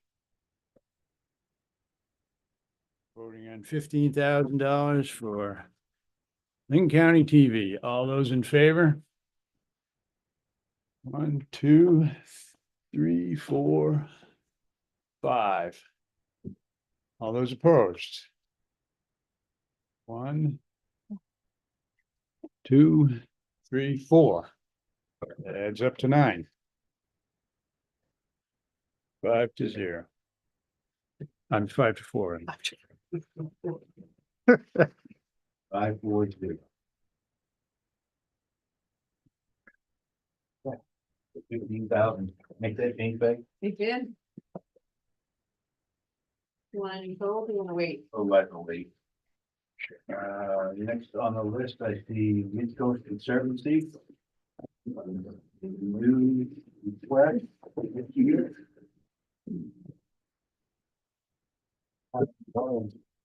Name, Morgan. Everybody. I need no knows. introduction, Exactly. for better or worse. I'm Hallie Stevenson and I am the Communications and Engagement Manager at Midcoast Conservancy and Waldeboro resident. And I am Morgan Price, also a Waldeboro resident, and I'm the Madomic Regional Stewardship Manager at Midcoast Conservancy. You want to give a spiel? You want to give a spiel? Go. All right, so thank you guys for having us. We are here representing Midcoast Conservancy. We're a regional land trust who works in the area. We cover over 3 watersheds, so the Sheepscot, the Damariscotta, and our wonderful Madomic right here in our backyard. And we do a lot of work here in Waldeboro. And this year, to help with our funding, we're reaching out to towns to request funding because we help provide a lot of services to these towns, trying to work with our towns so we can continue to serve our communities. One of our big things that we help out with the town is in land conservation. So we have about 2,000, a little less, 2,000 acres in land conservation in Waldeboro. And that is all public access, as land is changing hands and getting posted more frequently. People are losing access to hunting and fishing grounds, so we're able to keep people's access to historic hunting and fishing grounds open. We also have 5 preserves for hiking on these trails. We run educational community events on these trails. Snowmobile trail, which is also not a state highway, but a public access. You can go all the way from Friendship to Canada and beyond on it. They rely on our public access properties as well. On top of that, we also do a lot of work in the river. So we have over 10 years of water quality monitoring data out here in the estuary. And that way we're monitoring parameters all the way from Jones Garden, so pretty far out in the bay, all the way up here to the town landing. So you've actually done that testing? Oh yeah, we have 10 years of You have data. 10 years of testing. So that was part of a grant that was done with the town. I don't know if you guys realize that, but that was money that our Shellfish Committee got through a grant. So, So it's that we do we do that sampling under a conglomerate called MCOA, the Maine Coastal Observing Alliance. so And hold on, Julie. So so throughout the time of the land trust and the water and the river and the water quality, there's been a lot of different types of sampling. So what I'm talking about is our environmental parameters. So dissolved oxygen, temperature, salinity, that is not, and we do take nitrogen samples. That is not the single point source sampling that was done with the town's money several years ago. okay, So this is a different program. So we're involved in many different programs in sampling water quality. And that water quality work that we did with MCOA, we were able to supply 10 years worth of water quality data to FB Environmental, who the town is hiring to do a water capacity or river capacity study. We were able to supply them with that data as they build their model on what the river can handle as far as clams and oysters and whatever else they're looking at. They're able to use our data to truth their model. So when they spit out whatever their model spits out, they can back it with our data, which we're able to supply to them. So yeah, is that clarifying on the water quality? yeah, because there was money earmarked specifically for certain testing, and that was one of the When was that questions. though? That was like 2013? No, like 2007, what was right after the one director. Was it before or after, Medallion Valley Land Trust Yeah, what- merged It with was us? before Medallic Before, Valley, okay, so Okay, when we were looking about finding more money to do testing for the actual study we're doing, when I spoke with the director or one of your directors, that money was spent for some other type of testing. Wait, So, but when was that clam money given? I would say probably the spring of 2017. Okay, so that was predates Midcoast Conservancy. So we are asking Well, no, that, funds so as just- Midcoast Conservancy. I understand, but that money was Medomic Valley Land Trust money that went over when Midcoast took over. In 2019, that was before, yeah, So that, before my time. right, well, I understand it was before your time, that's why I had. that's the- worth us looking into to see. what Well, the it's status of- on, so I just want to make that, I want to be very clear. Because we didn't have that, that should have been sitting there. So I just want to make sure that we're very clear, especially when we start talking about water testing and what was done, that people understand that there was a grant funding that was given to the town that was held in trust by Medomic Valley Land Trust. For sure. I mean, I think you and I had. a Once conversation. again, I will say. I understand you Once guys weren't again, there. We are not Medomic Valley Land Trust. We are Midcoast Conservancy. None of but- this, that, it's a different Understand, program, different that- staff, that those different. funds, and correct me if I'm wrong, Bob. You're 100% right, Well, I know you know. because I asked. was We've one that we've asked, you asked, went to and find it. that Maybe funding not. no longer Got it. exists, so Okay. I We just we want. can check archives and stuff and just, I'm It would be- not questioning whether Right. this is true, but Right. yeah, just to understand the But history yeah, of it would. I be- just want to saying- understand, That was a different organization.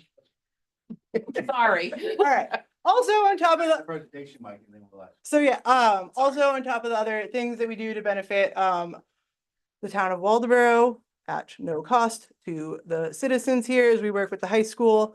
So we do educational programming to help connect the kids to the river. We do that on our public lands. Do some river programming, so they're down on the river, interacting, helping collect data, learning about the ecology, why river health is so important to our ecosystems and our communities here. Yeah. Do you have any other community programming stuff, Ally? No, I think you hit most of it. Question. All right, let's fire away. Let's go, Michael. You touched upon an issue that's near and dear to my heart. Love it. 2,000 acres is 3 square miles. That is a lot of land that has been taken out of the tax base, For sure, and everybody else is paying for it in their taxes. for sure. We do That pay, is- we do so- pay a pilot. So that, Payments in lieu of taxes, but we're giving you $6,000 and you're taking back, or you're giving back 1,200. You know, that's still a net outflow. The specific question that I have, are you actively seeking more parcels of land to take out of the tax base? so, yeah, so great point on the taxes. No, that's a touchy subject. We do pay about $10,000 in taxes every year to the town of Waldeboro. So we do pay taxes. Also, all, It's a percentage. yeah, no, it's not full. No, it's payment in lieu of taxes. A lot of the town, the money goes to services. Our lands do not require as many services as, a house or a building development or a business or a paved road or anything like that. So they're not requiring a lot of services from the town. Yeah, and I mean, we will, yes, I mean, hopefully we can conserve more land, protect more public access so that people have access to the river to hunt and clam and fish and go foraging. Also, one reason people love Waldeboro and Mid-Coast Maine is the rural characteristics, right? No one's moving here for the high-rise city skyline.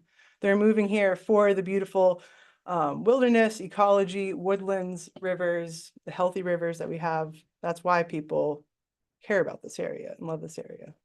What is the limiting amount of land that you hope to achieve? The limiting amount? The maximum Oh, limit that you envision? Well, right now, we're particularly focused on this Three Brooks area, which is one of the largest, roadless tract of land on the east between, From Kittery to Kittery, Belfast, thank it's you. the 7,000. So when you're driving down 220 south, you look to your left, there's a bunch of woods.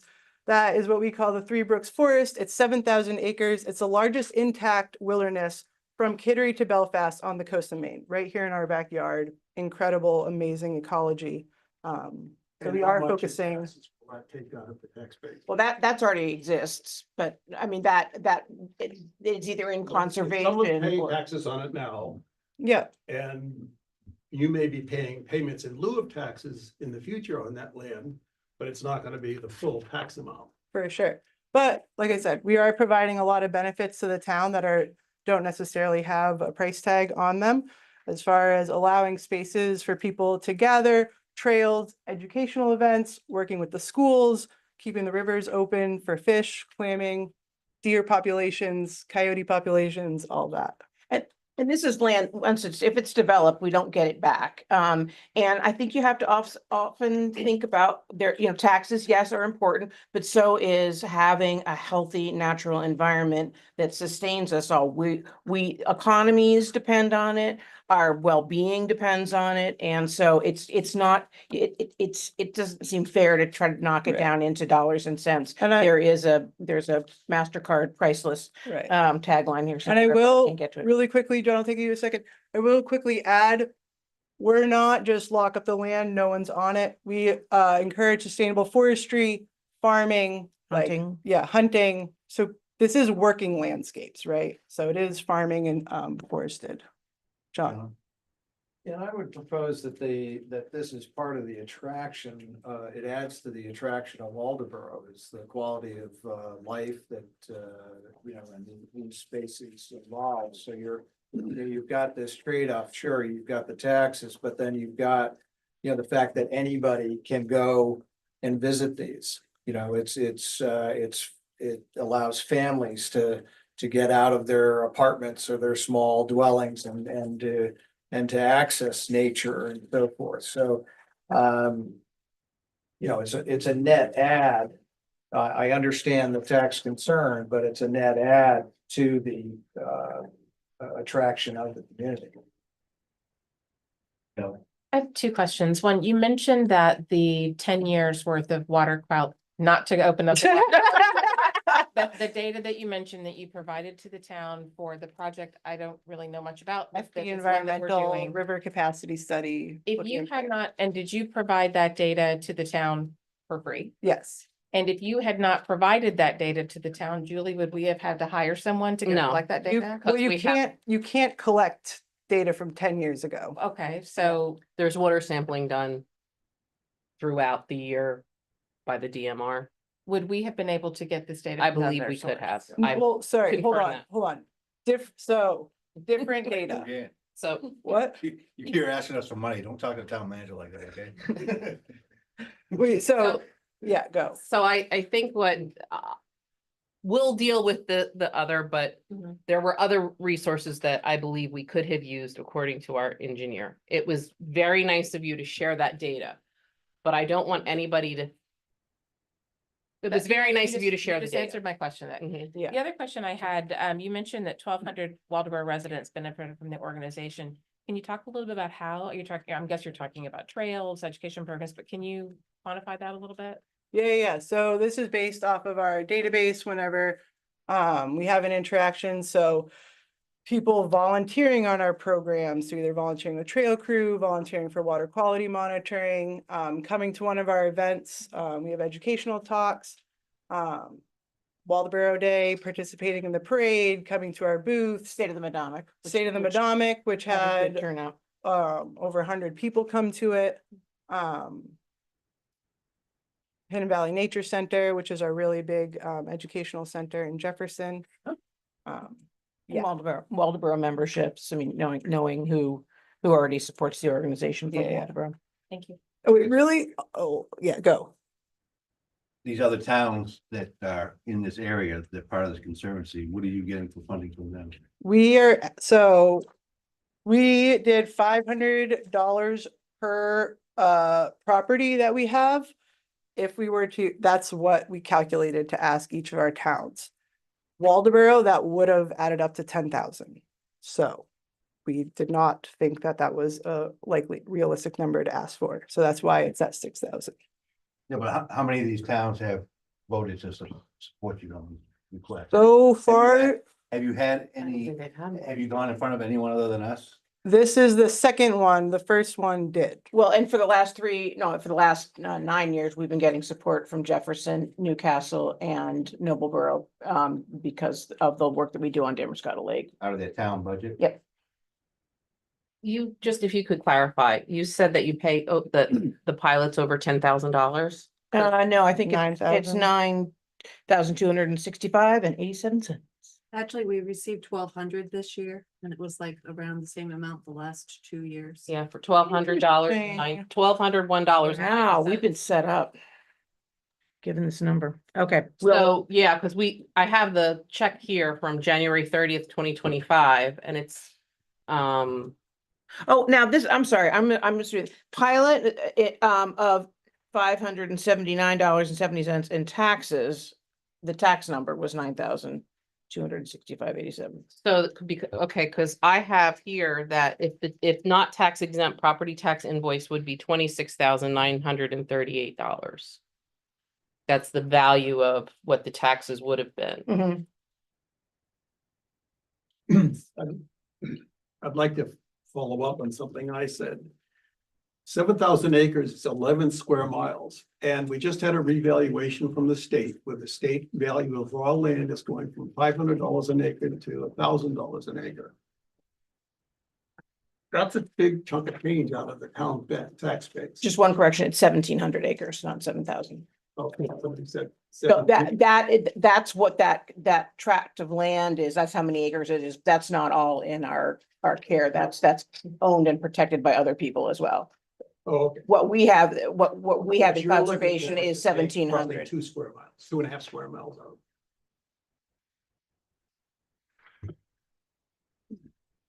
Jan's arm's starting to waver. Oh, sorry. Yeah. Sorry, Jan, go It's all right, I'm getting used to it.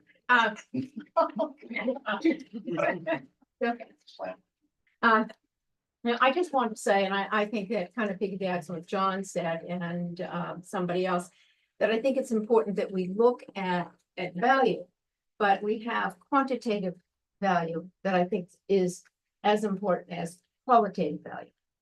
So I think it's important that we look at both. One is just numbers, money. Other is harder to explain, harder to track, but I think it's important. So keep in mind that there is qualitative value that comes with the country. Brendan? I'm just looking at your statement of financial position. You have $3.25 million in cash and cash equivalent, unrestricted investments, accounts and grants receivable, deposits and promises of property held for sale. $3.25 million.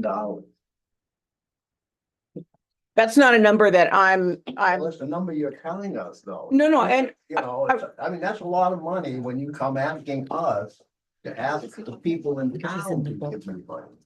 yeah, I'm not familiar with what all is going into that and how much of that is already earmarked. And so at any rate, I would not be able to speak to that because that's not in my wheelhouse. I'm not in the That's my financial. big concern, though, is the, you know, the fact that you basically are wealthy. That's Or that's what your numbers are telling me. okay. Well, then I just run around the woods. So I don't want to, I think one of my frustrations, just so you're aware, is there is a lack of communication from Mid-Coast Conservancy. And that bothers me. It bothers me because I was only here for 2 years of MVLT, but there was a working relationship that was very good. And I don't have that, and I'm being really honest because I appreciate we honesty. asked you guys to come. Bob, I believe, extended the invitation and nobody came to the select board. You know, and I've had these discussions and don't think it's just you guys. But Yeah. I'm an equal opportunity. No. I really am. There needs to be better conversation. And I have to say, when I go and say, hey, you know, we need to do some testing and a grant that was there, that was in Mid-Coast in 2020, that's not there now. And then numbers are important. And I appreciate everything you do. And believe me, I utilize land trusts, land, and I do all of those things. But I will tell you, as the town manager, what people do appreciate the land trust. But it's really hard for people who are struggling to pay their taxes. That exactly. One of them. You're one of them. Yeah. And they look at the list and it seems to be a tax shelter for people who could afford to pay their taxes. For sure. And that is the hardest thing that one of the hardest things I have to explain to people. And that comes up a lot when people come in for property tax abatements. And, you know, some of those discussions are, do I stay in my home or do I give my land away to the land trust? And that becomes almost like they feel like that's if they want to preserve their land, that's their only option. So it's just really complicated. And when people ask this question, you know, I think there has to be, if you guys were to come to more meetings or at least once a year, come and give us an update, but because there is a lack of good communication between the town and the land trust. For sure. I do appreciate you bringing that up. I am happy. I can talk about this river in this area until you guys don't want to hear about it anymore. Like, I would love nothing more to come to a And select that's board meeting. great. I haven't gotten an invitation to a select board meeting. Now that I have, I will definitely come and talk. And I will say, I work with Max all the time. So I work with Max. We worked with Max to write a grant to get predatory beetles that helped with the hemlock woolly adelgid, which is an invasive bug attacking the ancient hemlocks of the town forest. So we partnered with Max to write a grant for that to help save our hemlock trees. I work with Max and the Waldeboro Conservation Committee, like almost probably twice a month through emails. But I So- think that the technical questions and the questions about the taxes and how this process works and all of those things are things that I don't know who handles that in your organization, but that was the conversation I think the select board wanted to have. Not all the ecological and environmental stuff, which you're excellent at. It's just, but there is a higher level discussion here about costs and payment in lieu and that budget stuff that I'm not exactly sure who that person is, but you might want to tell them they might want to come. So definitely, I will say, a lot of you guys have my email or my number and know how to get a hold of me. Just reach out. I am always here. I will like talk to the right person. Like those messages haven't been coming to me, right? So like, please, any of They you, should though necessarily, I am the, well, I'm but the I kind of the think you guys Madonna- will take it back, 100%. And right? Stephanie Hanner, who actually is our Director of Development, had hoped to be here tonight, but she had a medical procedure she had to be done in Portland for, and she would have been able to answer all of this. And so apologies for sending the wrong messengers. And we'll, but no, but we can absolutely get her in here to speak to your real questions. And also take on your concerns about communication, because that's something that is near and dear to my heart. Bob, and just to set the record straight, the invitation went to Tim, Yeah. Okay. and that's the communication problem. Oh, that's why I said, if you talk to me, I'll make You sure. need to take that ball and run with it to your board. Oh, I will. Ruben? First off, you're absolutely right. Max is amazing. When we have meetings with Max, he comes to us with very detailed financial information and the technical data we're after. And I appreciate the things you're doing for the forest, but this meeting wasn't about that. It was about numbers, and you've had a lot to say, but most of the questions you've been asked, you haven't answered, and that rubs me the wrong way. Some honest feedback. Michael? Appreciate it. So this is a comment about, I think, all of the organizations that we're hearing from tonight, and so saying it now is to be heard, I think, later and before as well, which is to say that it sounds to me that most of the responses and questions around these organizations, it's not really about how much money they're asking for and whether that's doable right now in this budget and whether we should fund it, but issues that arise through these organizations. Midcoast bringing up questions of preserved land and tax base, really big questions that need to be addressed at the community level. LCTV about engaging citizens in the civic process, really big questions. Historical Society, right? The food pantry. So I think that it's so great that this is all coming up, and I so wish we had other venues to have these conversations. The second part of the statement would be, if we're looking at the amount of money that this is adding to the budget, this is such a small part of the overall budget. If you look at last year's budget and mill rate for a home that was worth around $250,000, the amount of money that that person would pay per month for all the community services and human services that were covered by last year's budget, which also includes the recreation department, it is about $3+ per month. So we're asking our tax base, and that's for a 250,000 level home. So it's more for people with more and less for people with lower valued homes, to basically buy a cup of coffee for someone a month for everything that we're funding in this budget at these levels. So I think the issues are so important, but I would just say that the reason these are sticking out is because they stick out from the town. The town has a huge budget and there's so much going on in there, and the public doesn't see all the intricacies. So they don't have the time to look through this. What they see are these lists of organizations, and they're saying, why is the town funding these? When we're talking about a few dollars a month, if I got someone to come into these meetings who had a minute and looked at our budget, I'm sure they would be cutting $500 and $1,000 right, left and right. You don't need to print town reports. You don't need to, have a few thousand on hold for this or that. People would be cutting left and right. I'm not saying they should. I'm just saying that it is a question of perception. And I wonder why the focus is on, we're putting pressure on these funds when really we are concerned about the larger issues that arise from them. And we should be thinking about having venues for those conversations outside of this room. Kelly? Ally mentioned that the person who was supposed to make this presentation tonight, the person who could have answered the questions about money couldn't be here. Would it be possible to postpone the vote on this to a future, we've got what, three more meetings to one of our next meetings when that individual could come? I mean, this isn't Ally's fault, and I'm sorry, I didn't catch her name. Morgan. It's not their fault that they didn't have this data. They weren't going to be the ones presenting this data. So is that something we're allowed to do? Is that something people would be open to hearing? This is the first time they've ever presented before this budget committee. This is my first term ever on this budget committee, so tell me if I'm off base here, but we want to give organizations that give back to our community, and you do.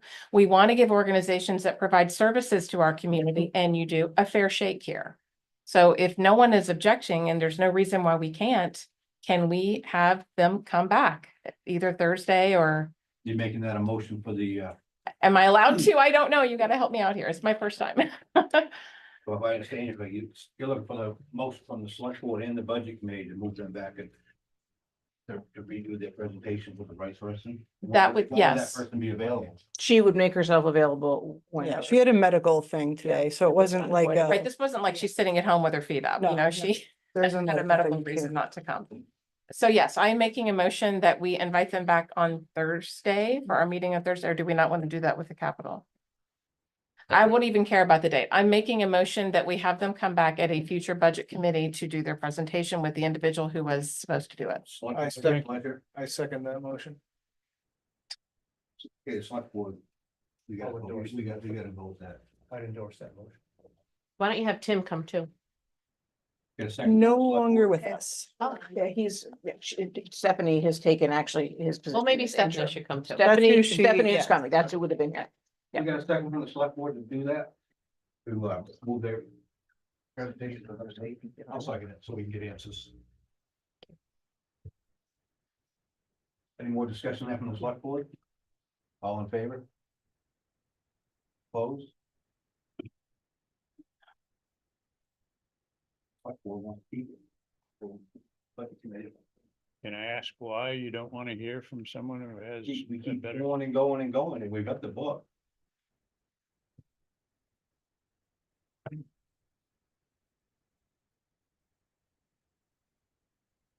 Can I ask a point of order question? If the select board votes something down, but the budget committee passes it, what happens? I don't think we've ever had that. Well, we can recommend a different figure. Is my recollection, The we've done the that in motion's on the table, past. doesn't the budget committee have to vote on my motion now? Mhm. Yep. Okay, why don't we do that first? This is a motion Supposed to table it. To table it for a future meeting, for a future meeting. yes. All those in favor?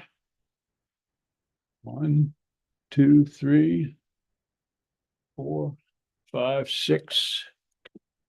Opposed? 1, 2, 3. Yeah. Now, John and Val, you get your boxing gloves on. Frankly, I don't remember this formal a discussion on just rescheduling someone, putting a category off to a future meeting. If someone couldn't be here, that could answer questions. I mean, is there a problem?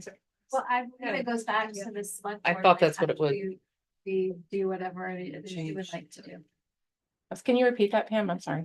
It needs to go back to the select board and they need to. Oh, we got to re-vote on this, on the motion? And then their vote will go back to the budget committee and you'll vote on that as well. It's unbalanced. I'm not sure. Which motion to reschedule or the amount? I can make some sort of motion. I think it's on an amount, but so who voted for no meeting on the select board? Who else? Over here. One, not two, forward. three. Okay, I got you. Well, in the interest of comedy and that's COM, ITY, not ED. But look, there you got both. I would hope that we would all see eye to eye on a very simple request. It's not a make or break thing. And clearly the majority of people in this room like to see them come back. So I would move once again that we accommodate wishes of the majority in the room, not necessarily of the respective boards. And ask them to come back at a later time to have their say. And I would say that what Michael says is true. It's better to have a bigger conversation. But this is the first opportunity we've been given to have this conversation. So that's why it's a little different tone than what we normally have, because it truly is the first opportunity in the 8 years I've been here that a representative has come to a meeting of the select board, let alone the select board budget committee meeting. All the more reason to let the person who is supposed to attend with the data come back. And if there's a medical issue precipitating them not being Exactly, here, right. maybe we can give them a little bit of grace. Really not asking for a lot. I'll second it. Exactly. I want to know the numbers. I want it out here. Thank you. Like I said with Julie, when we needed funds, where did that money go? No, We that's, had it, I asked Julie, don't we have money left over from the land trust? She looked at it, it was gone. Kind of pisses me off. that should piss Yeah. you off. Yeah. That's really, Because the shellfish committee is the one that. yeah, no, that's not okay at all. No, it isn't. Like, definitely. All in favor from the select board now on this.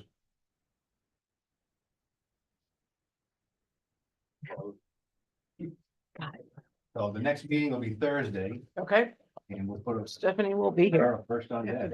Awesome. Committee needs Have- to we vote. have to I vote- think we have they- to vote on the second motion. We have to vote. on Do the we have second to motion. vote on it? Do they have to vote again? I don't think they have to. So. Pam is We- saying yes. Pam, what do you think? Yes, she's gonna say yes. If you ask me to vote, then it's debate. Yeah. Just go. Okay, The So- motion's already been made, it's already been seconded, all we gotta do is vote. this is to reschedule Have to come to. back on Thursday. It's a vote that we already. All those in favor? This All is- those in favor? Of having One, them come back. 2, 3, 4, 5, 6, 7, 8. All those opposed? Yeah, I know, no, that's great. I think it's actually, it's. Did I miss someone or? Oh, Oh, okay. Thank you. thank you. Good. Thank you all for Thank you, being guys. willing to push that off. Appreciate it. Reach out to me at any time. No, I know we have folks waiting.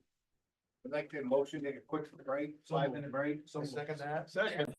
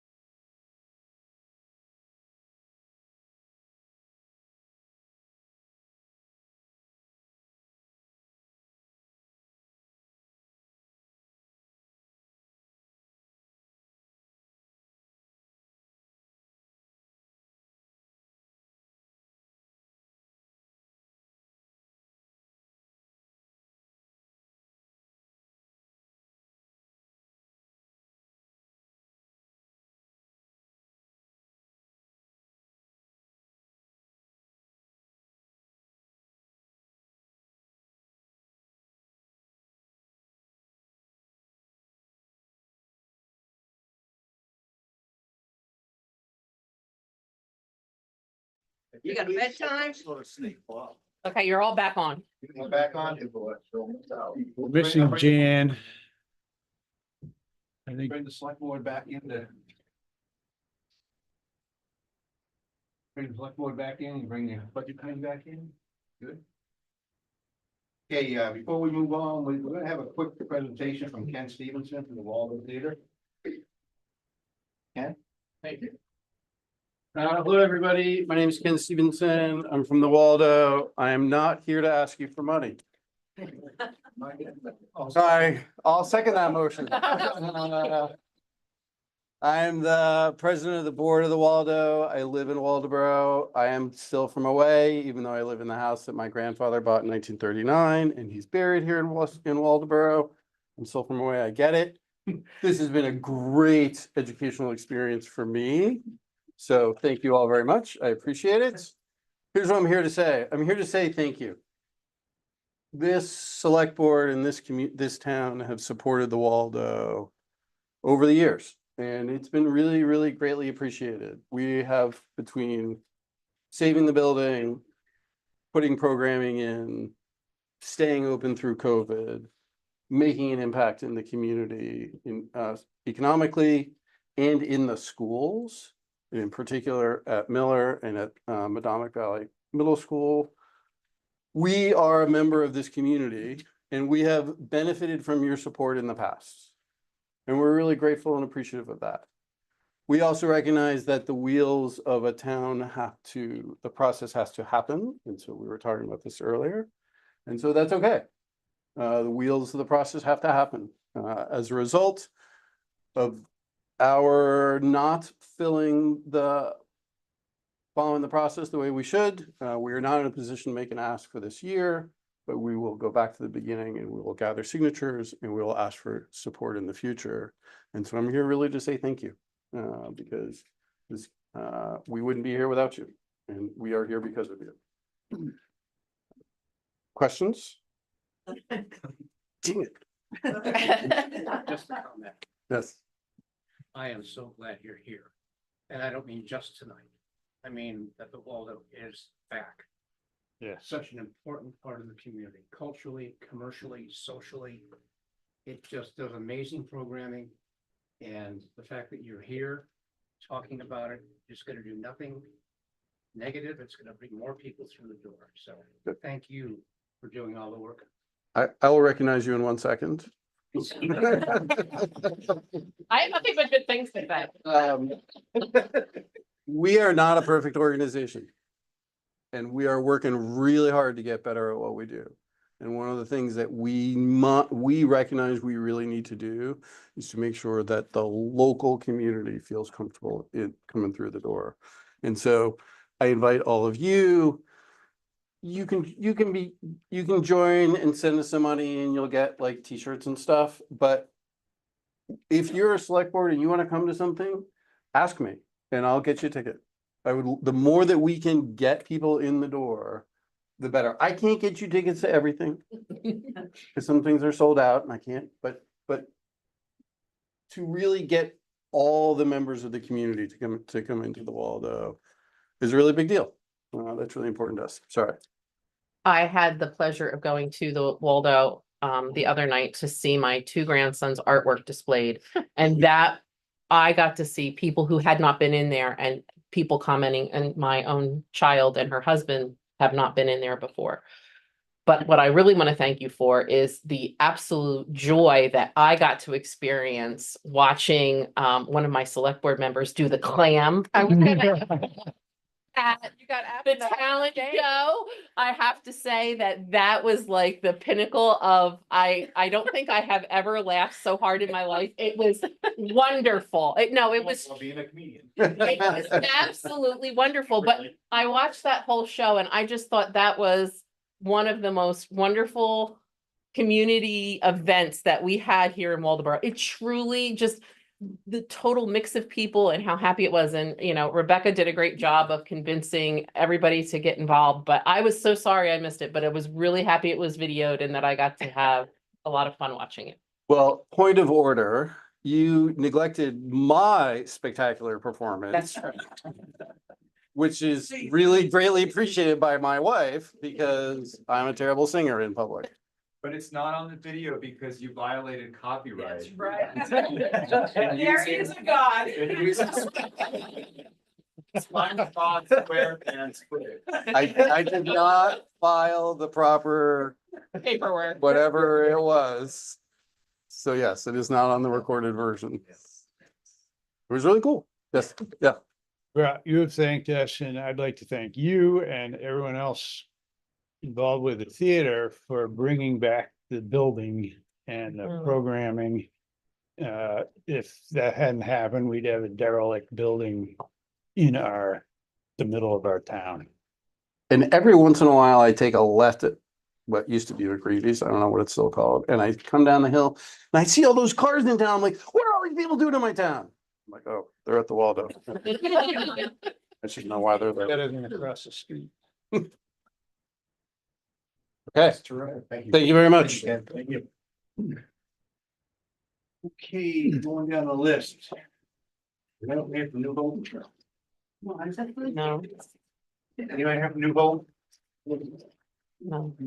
Snow crawlers, no. Spectrum generation, infant spectrum generation. Want to do the people that are here first. Weekster.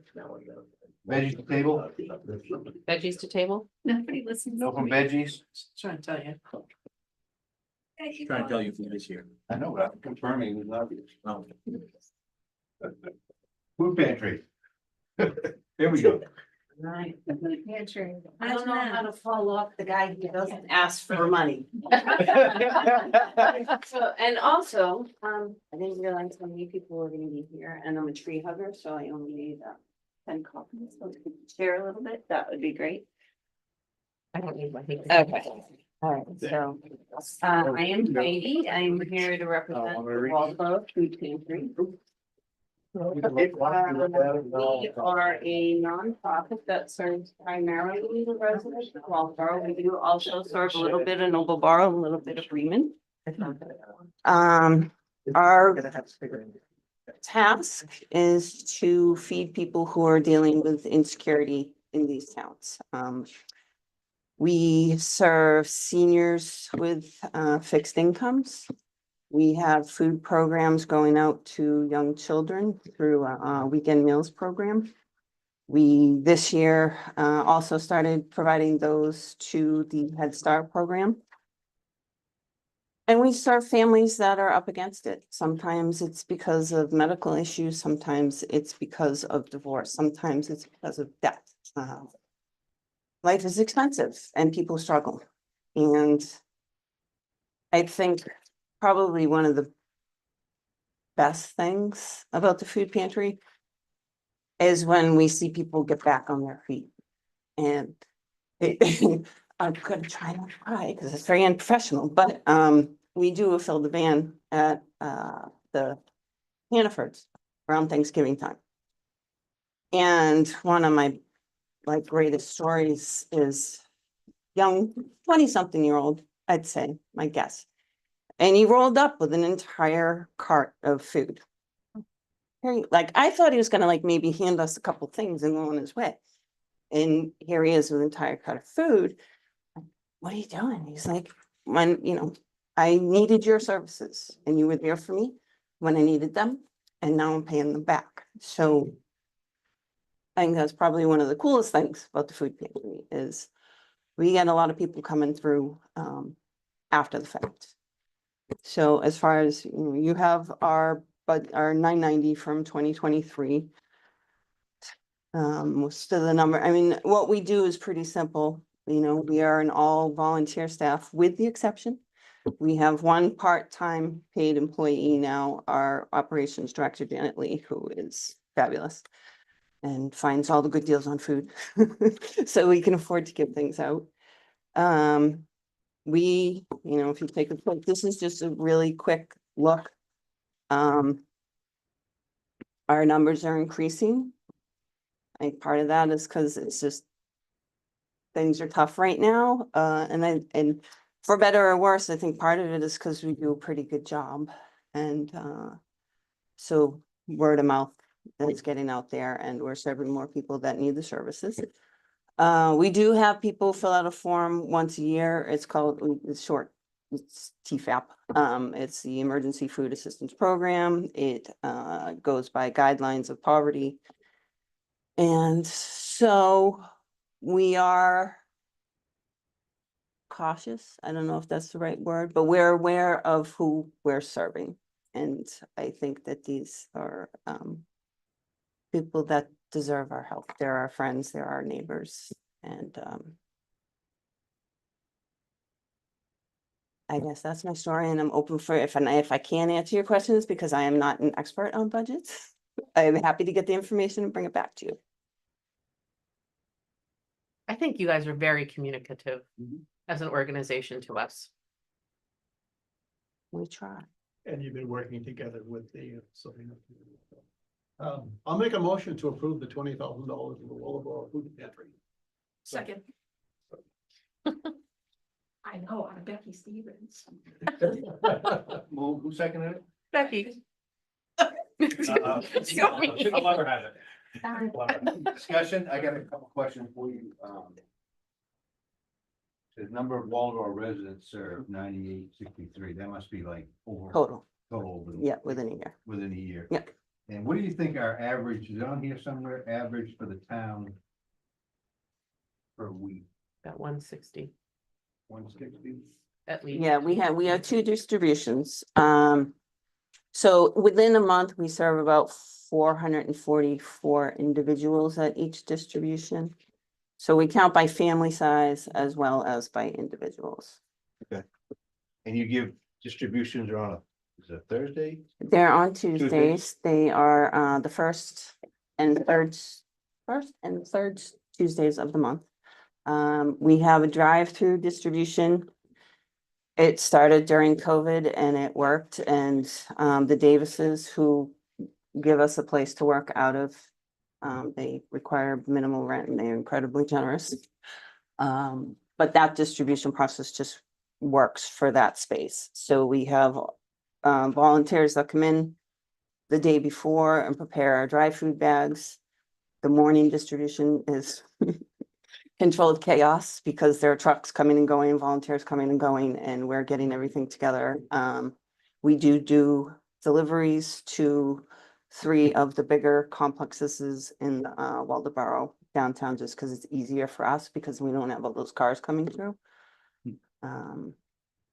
What time of day is that on Tuesday? It is from 12 to 3. What do we do with the folks that need food at work? They can have anyone pick up for them. So it can be another family member, it can be a clergy member, it can be a friend, as long as we can confirm that they are picking up for someone that's one of our clients. And we are at this point trying to figure out how we can potentially add either extended hours or different hours. But again, because we are a volunteer base, we also have to work within the confines of the volunteers and what they can do. They've also been great. So when we get an ask here after hours, if the PD has a number that they call, and a lot of times, food magically appears. Yeah. we have, and people can call us ahead of time and say, hey, I can't, because we're there from 8 in the morning till 4 or 5 in the afternoon. So for people who can't come those specific hours, they can call us ahead of time. Hey, I can't pick up till 3:30. I have to pick up at 10 because I have a doctor's appointment. So we try to accommodate people the best we can within the hours that were available. And I appreciate what you folks do, because I've seen what they've done. I know the history of the food pantry. I guess one of the concerns I have is what resources are we making available to these people to get them off of this food? Do we help them, guide them with some counseling, or? We personally don't do that. We provide food, we provide contact information. So like the 211 number, like these are resources that you can. reach Community out to. navigation flyers. Yeah. Anything that comes our way that we can distribute, we will. I mean, it's great that we can feed people, but I think people have a lot of pride in themselves and really don't want it to take. No, Some don't know how to get off of this. Well, there's a lot of people who won't, there's a stigma that comes with showing up at a food pantry. And there are more people we could be serving, and we're trying to figure out how to serve those people.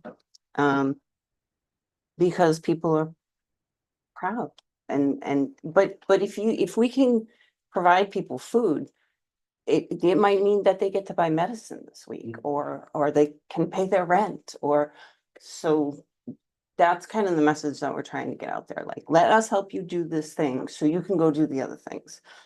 And when you get back on your feet, which people do, they pay it forward or back. What however you about wanna the look food at it. program at the schools? You taking the schools on weekend? We do weekend, so it started during COVID. Through one of the federal grant programs, like they had money, I don't want to say giving away, but. And AIO, which is actually the food pantry that serves all of Knox County, they're pretty good size.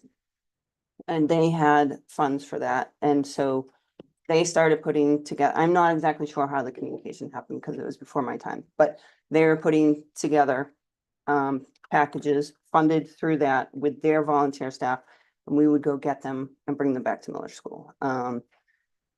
Year and a half ago, 2 years ago, they said, well, we still can put the things together for you. And it works because they buy in bulk, so it's more affordable for everybody that's part of the program, and they have the volunteers and the space to do it. But we're now paying for that, so we, through generous community members whose names I won't mention, they have helped us raise funds to help fund that program. And so on Thursdays, our volunteers go to AIO to pick up the bags that we have paid for, bring them back to the school so they can be distributed to the students that go home for the weekend. And it's not an entire weekend's worth of food. It's not going to feed the whole family, but it's enough for some of these kids to have cereal and lunch and snacks and not be hungry.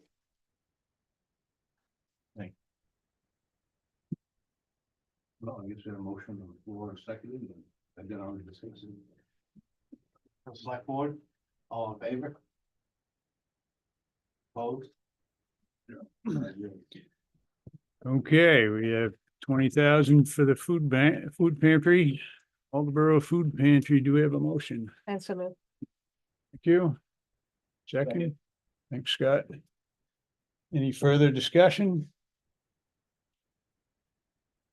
All those in favor? 2, 3, 4, 5, 6, 7, 8, 9. None opposed. Thank you. Well, thank you all, and thank you for what you do, because God bless you for sitting here and going over all of this stuff. Janet Lee is so worth it. Oh my God, she's, I for could the pay her 6 3 months times. That we ran the pantry, I spent an inordinate amount of time ordering food. Went during COVID, and that is making those deals and knowing what to Oh my get God. and how much is a lot of work. So she She's does a amazing. great job. She's really, yes, she's worth her weight in gold, She seriously. really is. It's not easy. Historical Society. Not required to, Bill, being the president, I'd like to talk about the Historical Oh, I'm just here for the entertainment. You gotta contribute. Still here, maybe we should have, try a new venue. Anybody got any fun? Come up, Bill. You like staying at the podium. You know, Bill Maxwell, President Waller. Well, I'll tell you right now. Before I walked in here, he gave me an envelope to give him a donation, so. I know it's- Um, I'm giving you my donation. I like that, tonight. by the way. Hey, that's that chair. First of all, I'd like to say I kind of miss all of you. I didn't have dinner, so. And you new people, I hope you're having fun, because it's a blast. Aren't you having fun? So, and you don't look like you're having fun, Scott. And I don't think there's a video of you and me at the Waldo Theater doing anything. No. Good. It might be. No, I don't think there is. So I'll just go over a couple of things that I see. We'll start with Brandon. I got an answer for you in case you have this question. On our grand total of let's see, guess I'm gonna put my glasses on. 116, 5, 12, 21. 40,037, 953, 51. That's all earmarked for our future expansion. Okay. I know you're watching. I know you'd come up with that. So it may look like we have a lot of money, but we have 40 of it in a CD and then 37, 953, 51 is in our capital improvement fund. Other than that, if anybody's getting questions, we're asking for the same amount. Oh, John, I got an answer for you too. Last year you asked about us taking on multiple things. When do we not take something? And in the past year, I did refuse a couple complete sets of town reports. Only because we've got 3 complete sets. The library, I think's got 1. And the town office, I believe, has 1. So there's 5 sets in town. So the question was, your capital budget, what are you gonna be, Breaking ground? what are you gonna do? Well, as soon as Bob Butler gives us a check with at least 6 zeros before the decimal point, we'll break ground and start work on what? On an addition, connect the 2 buildings, the Hout Bailey building and the Richard Wallace barn. And if you wanna come by the museum sometime, we've got a whole blueprint, had an architect drop a plan, Atomic Design. And it's all about fundraising. And How we've, much farther do you have to go? probably about another 300,000. Max did put in for a couple grants for us. We weren't lucky enough to get them, but we'll keep trying. You're welcome. Just a fun place to go too. Yeah. No, I've been there. It's great. No, it's It neat. is a good time. So, that's all I got. I can tell you about me and John being a nanny. You said you was Daddy Warbucks. I assume you were the redhead? No. I love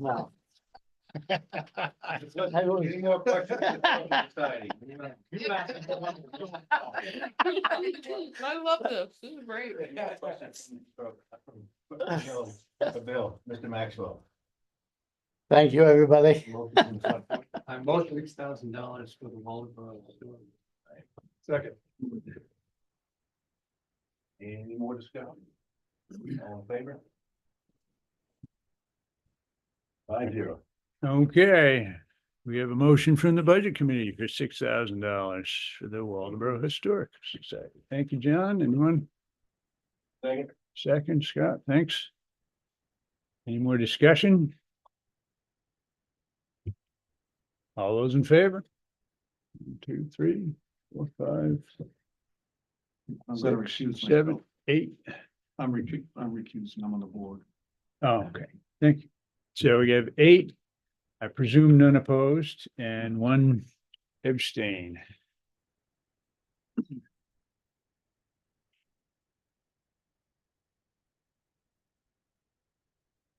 Moving on. I think we're gonna move on to the Waldeboro Public Library. Now, let you know, mid-school, I've been there 3 or 4 times this last year.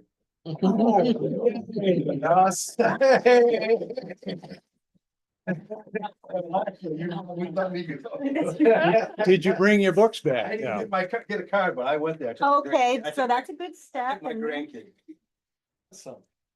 Well, congratulations. I'm proud of you. I was told I didn't really have to be here because we're not asking for an increase, but I'm here anyway, mostly for the new people on the committee and the board. I made up packets. You all got packets in the last few years, and if you want another packet, I think most people know what I do and what we're all about, but I'm first here to answer any questions. And then I have something important that I want to share with you. So first, the questions, if anybody has any. I just have a comment. Pokemon was a huge hit on Friday. Tell me about it. I got a phone call from the light at Moody's from both my grandsons who were there, who were explaining that we have the best library ever in the town of Waldeboro, and that what they experienced with Pokemon and everything was just the most wonderful experience. They were thrilled and cannot wait for the next one. Oh, thank you. Nice, Since we're to hear. Great program. Pitching good times, there was a turtle program on Saturday that was amazing. I heard that.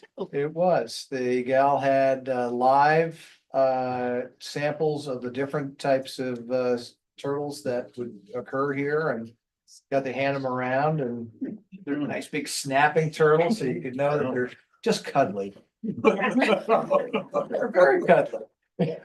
Anyway, that was fantastic. She did a great job. Yeah. Kelly?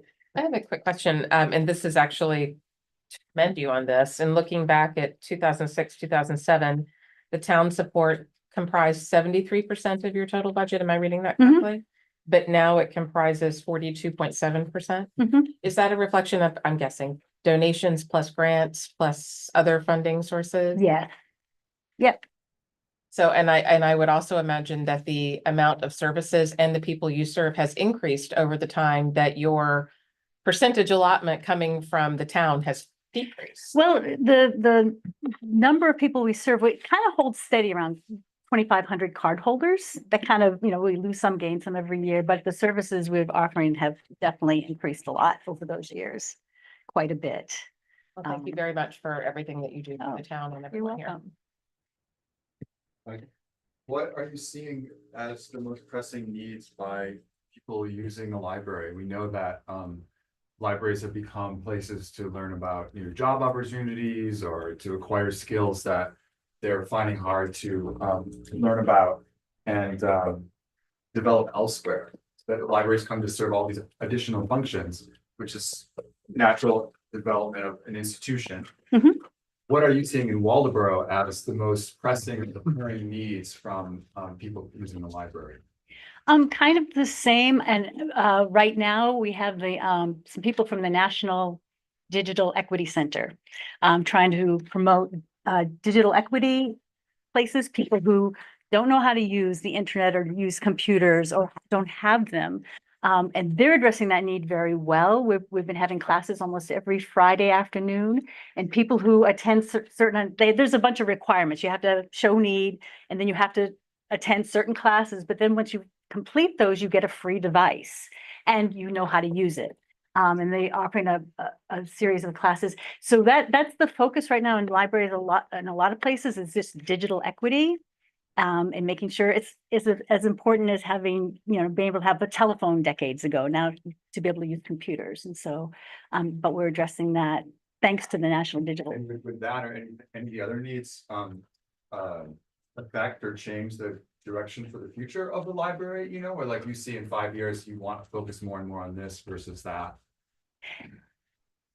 Needs change really quickly.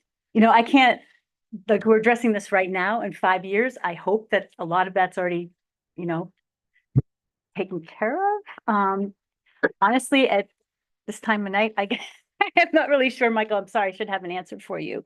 But because it's always evolving and we're always trying to evolve with whatever's going on. So sorry, that's not a very good answer, but I'll think about that.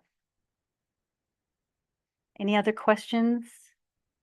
Can you just talk about the ability that, I forget what it's called, but you've got access to the books in the library, but you've also got interlibrary loans, and you've enhanced those features, haven't you? Can you speak to that a little bit, please? Yes, so and actually this ties into the important stuff I have to tell you in a couple minutes. So we used to do, interlibrary loan has been available from the Waldoboro Public Library. I've been there for 25 years now, and it was available when I came on board. But it's gotten less unwieldy. It used to be more unwieldy.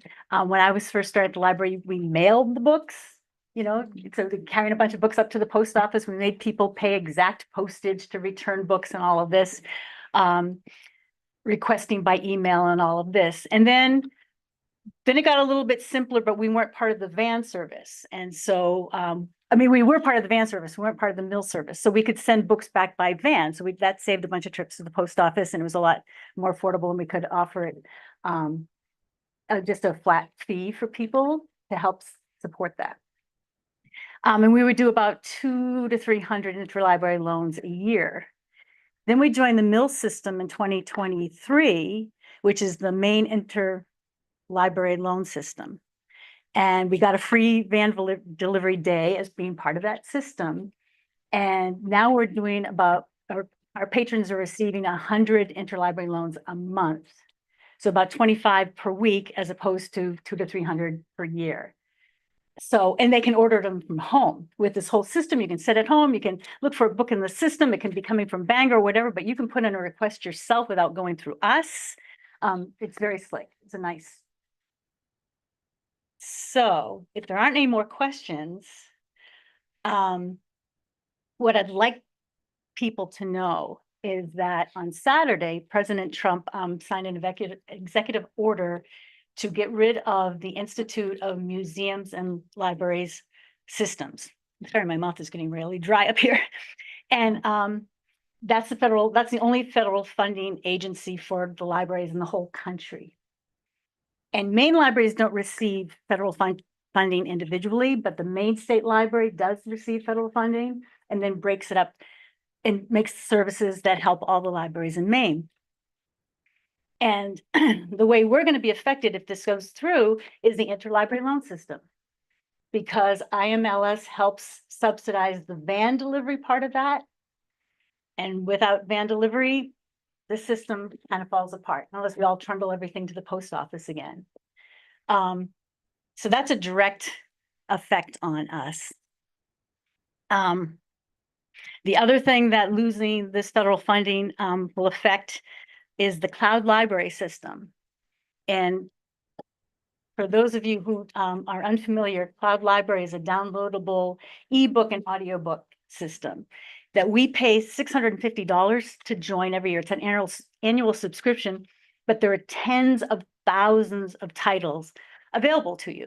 And you can just download them onto your device and away you go.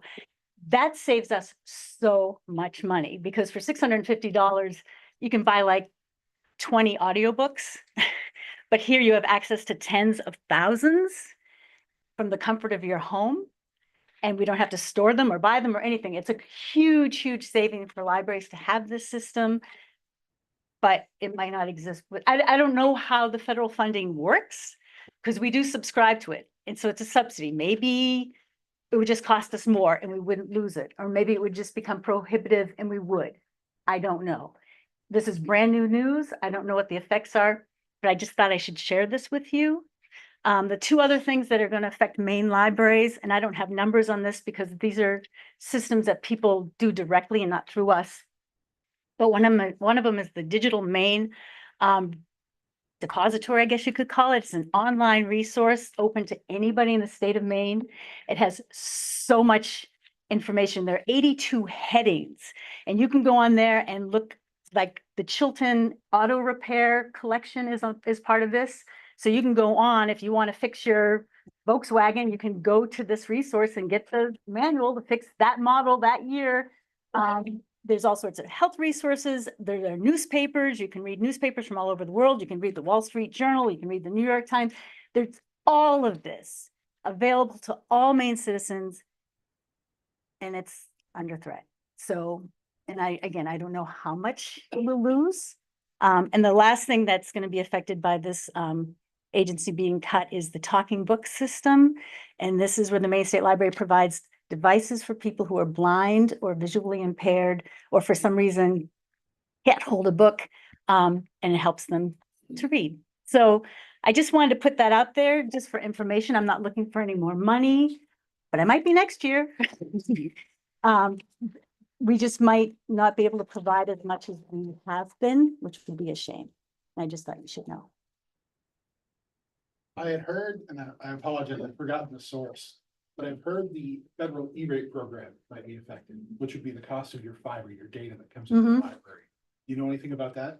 I don't. This is all brand new, and because it was Saturday that it happened, we haven't heard breakdowns of any numbers yet. At least I haven't heard any as of today. So just that these particular programs that I listed showed up as.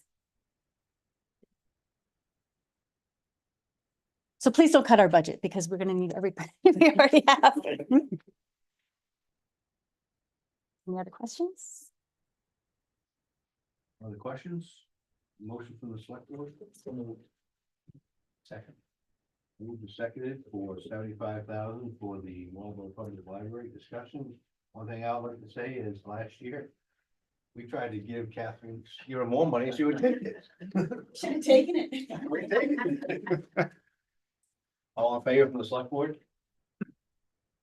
5-0. Okay, the Budget Committee has to deal with $75,000 for the library. That this lovely woman is my wife, so I'm gonna abstain. So moved. I can comment that I hear a lot of stuff at home and And it's all good, right? it is, yeah. it is.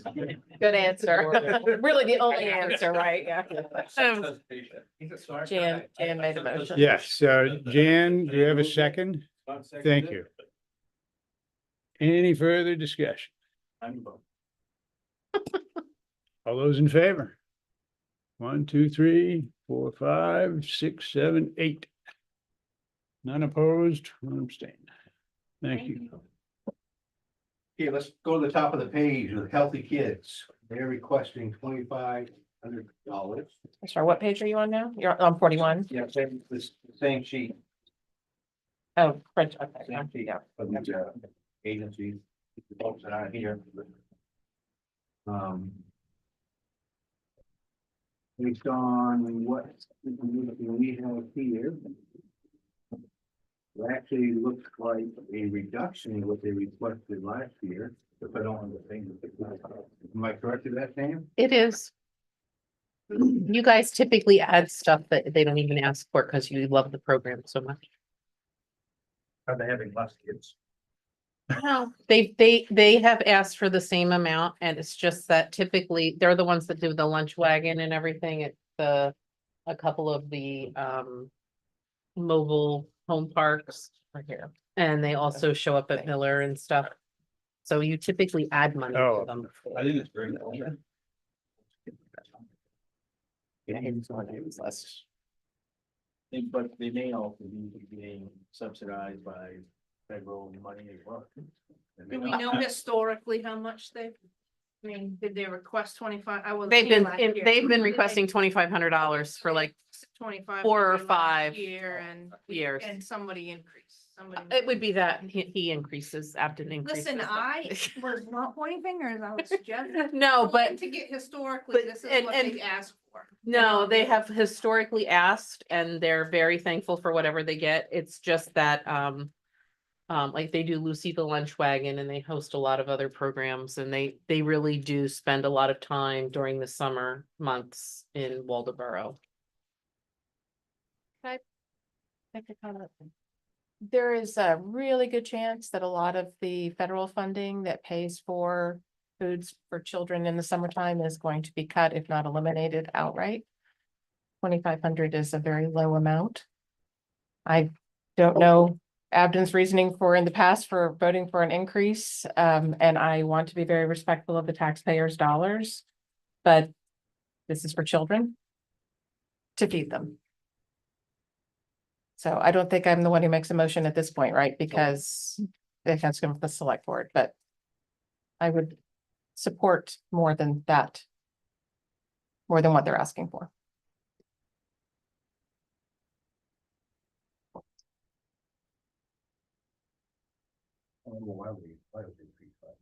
There was cuts elsewhere, so we kept increasing theirs because we was reducing someplace else. I believe that was a Billy Maxwell, Abden Simmons deal. It's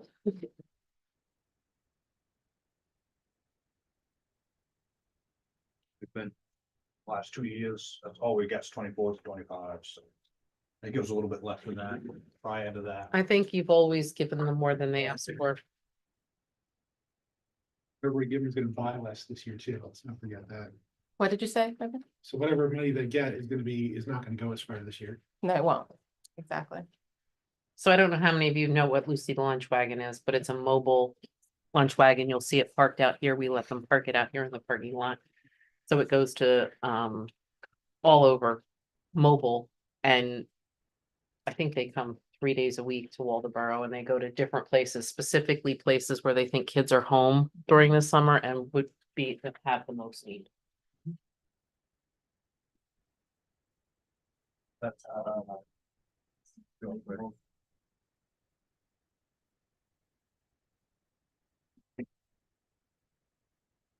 And if the other towns, the contribution from the other towns.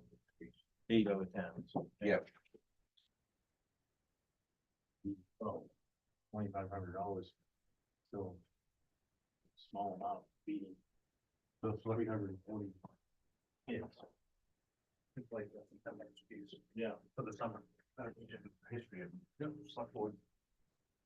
Did you make a motion? I don't know. I'll wait for you to. Ready. If you're Make a ready. motion of $3,930. Second. Move the second from the select board for $3,930.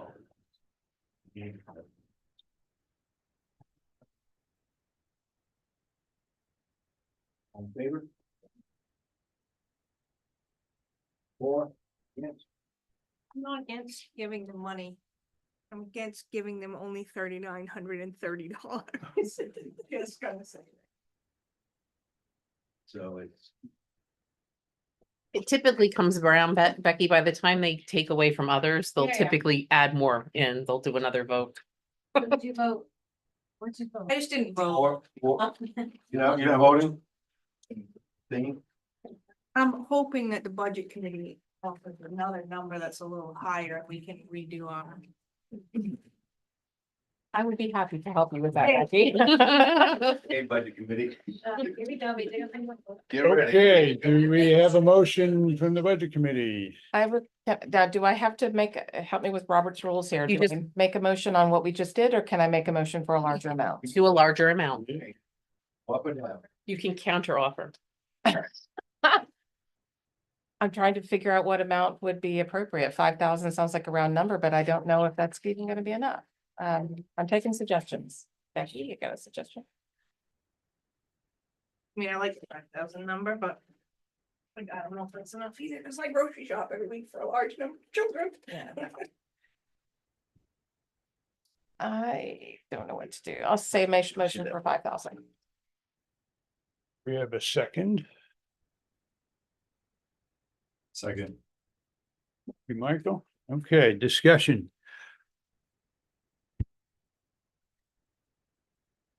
I have a question. Why did they only request $2,500? And what are their other funding sources? 8 other towns contributing. So. But that still doesn't add up Beyond that, to we don't summer, volunteer. whole summer's So- lunches. Right. Typically, they have also received grant funding in the past. Right. Now, I don't know if that funding is grant, and this wasn't one of the ones that we asked to come tonight, so. They are, Do we have their financials? I got it right here. he has the giant book. Okay.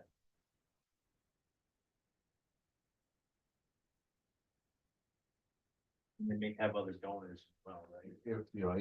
All the other towns in Lincoln County towns are contributing. Waldeboro is the highest, 2,500. We're the biggest town in the county, obviously. Those are requests, not what's granted. Right, yeah, the request. I don't know what they received. I'm trying to find that. It's hard to read on there. I'm looking at their financials too, but looks like they got government grants of like 20-something thousand. I just can't read it. Do you see that?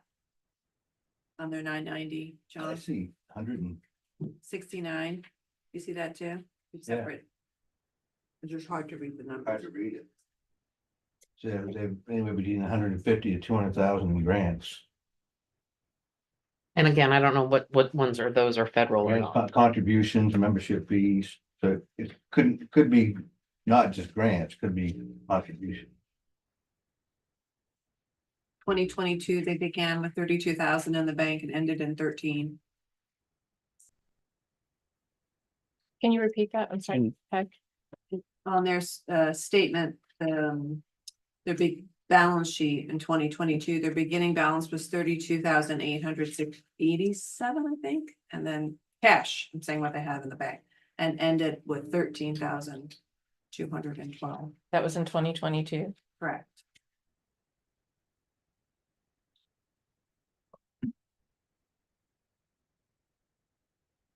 So I guess my question is just, do they need more money to do what they want to do?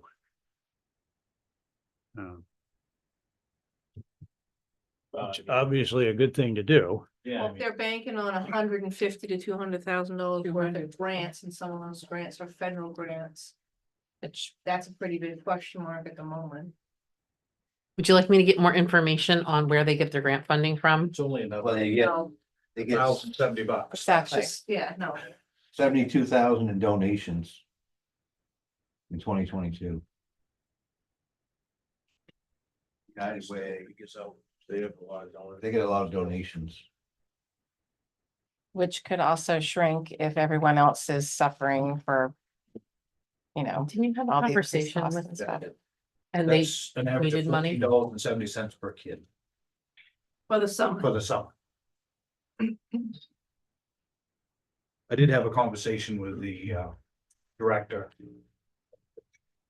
last week about the state side of it, where the governor cut that funding, and very gracious. Whatever we can give.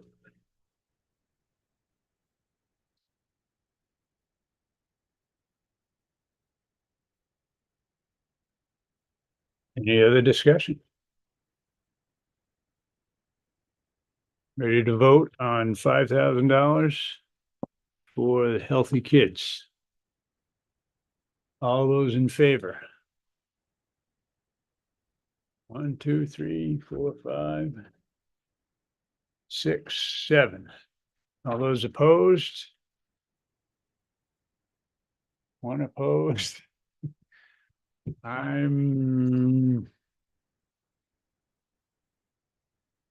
guess I'm opposed. So 2 opposed.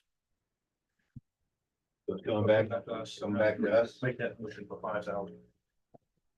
Motion for 5,000 from the select board. Second. Second. Discussion. Let's say amongst the 5,350, borough, that's 19 cents a piece. In addition to the other numbers.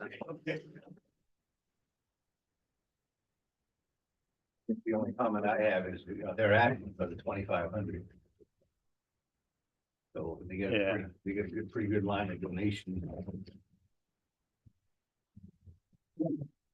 Got a lot of, where we taking it from, make up that difference. Do you want my list? I'll be more than happy to give it to you. Sorry. Yeah, no, 2,500. I just point out, this is Yeah, why? I don't get it. Somebody explain that. So, All things being equal, they do have.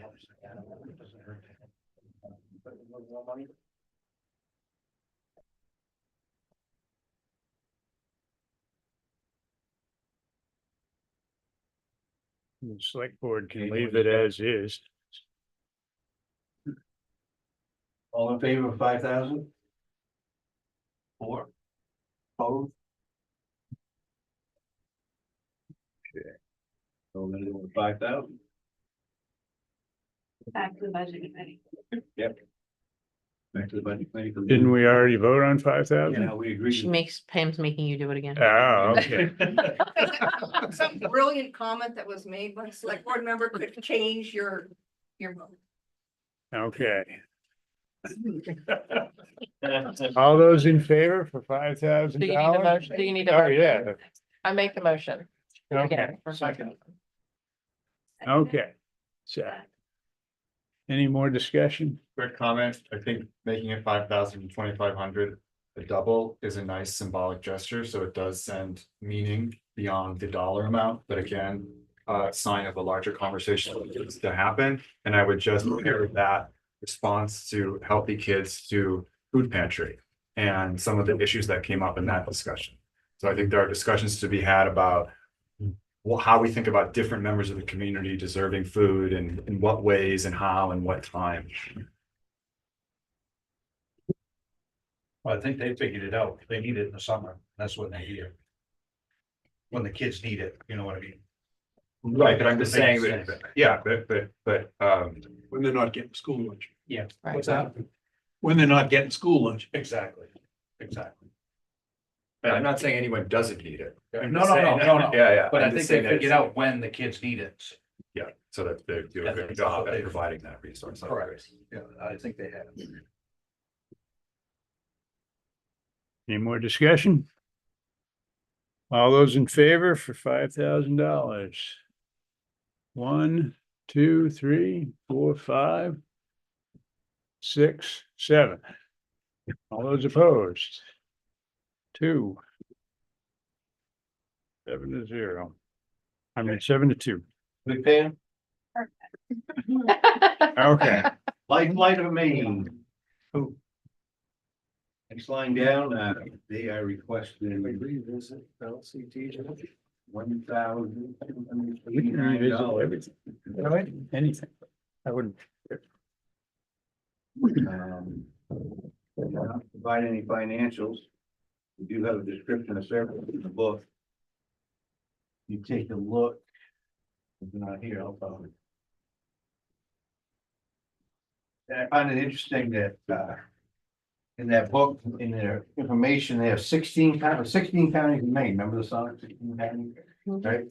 Lincoln County contributes $81,605. There's only 2 other counties that contribute more than us, and that's Oxford and Hancock County. So Cumberland County, Androscoggin County, York County, those big counties, they don't contribute a lot of money. Cheapskates. So if Lincoln County is contributing. Well, as the towns in Lincoln County. Oh, okay. Not, So- no, okay. no, not Lincoln County, the town. Oh. I found that interesting that, we're the third highest contributor. to our county. This is in like donation contribute Or this is like budget states, From town. town. towns. From town. I think Androscoggin was like less than $10,000. 280 towns have made donations across 16 counties totaling $989,185 since 2004. And he was just saying it's by county, like the map of Maine. It's pretty interesting. But they didn't give us their financials. No, they didn't.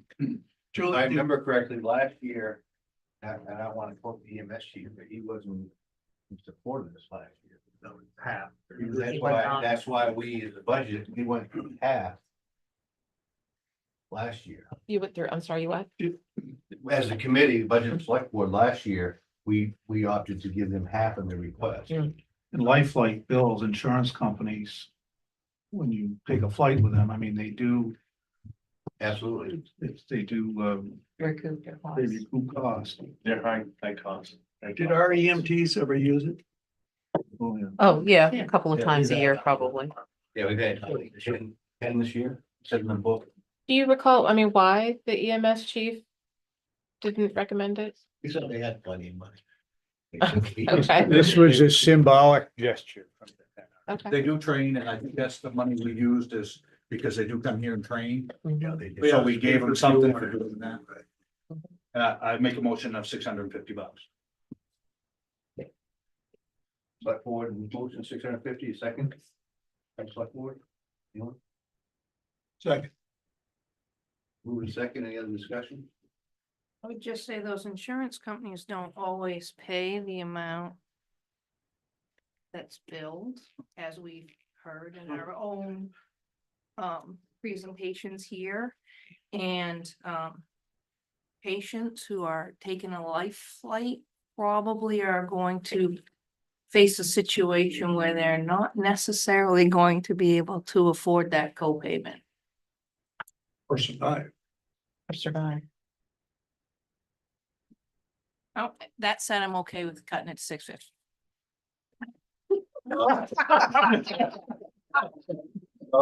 Yeah, and also. She is very funny at times. It's the time, but Bob, can you, From- I can't hear you. Can you repeat what you just I said? just wanted to point out, since 1998, they've transported 132 Waldeboro residents. Wow. That is a lot. I will tell you that when we were looking, my husband has a heart condition. When we were looking to buy here, one of the questions I asked is, where's the closest life flight? It was a pragmatic question.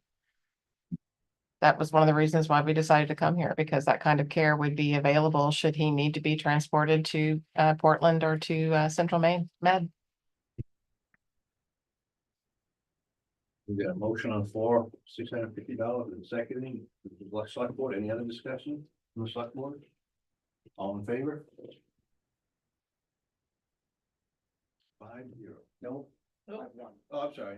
Thought you raised your- 4-1. Okay. We've got $650 for life flight. We have a motion from the budget. I make a motion that we reduce the amount to Lincoln County TV and put that towards making Life Flight whole with a 1289 and use more of that for these other. At the end, you can, if you've decided what your total is. Oh. Okay. Thank you, Julie. Like the way you're thinking, John. So did we have a motion for 650? Did I hear? Did it? Who made the Who motion? made the motion? I thought you made it Yeah, actually. Okay, I'm making the motion. Okay. 650 for life flight. Second, okay, thank you. All right, any other discussion on this?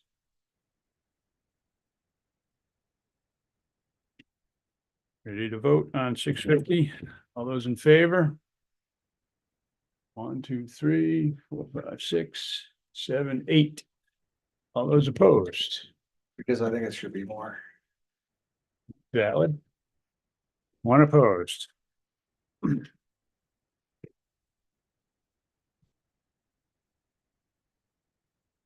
We got next, New Hope. We're talking about that? No, we have time. Oh, I got it. Yeah, we're gonna do the ones that we haven't done yet. New Hope for Women. New Hope for Midcoast, I guess is what it is. A couple $100. Less than 200. $295. We'll make that motion. Second. Made and seconded, $2,095 for New Hope.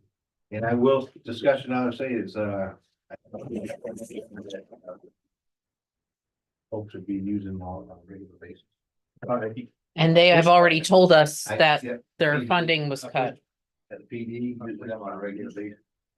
And they have already informed us that their funding has been cut. All in favor?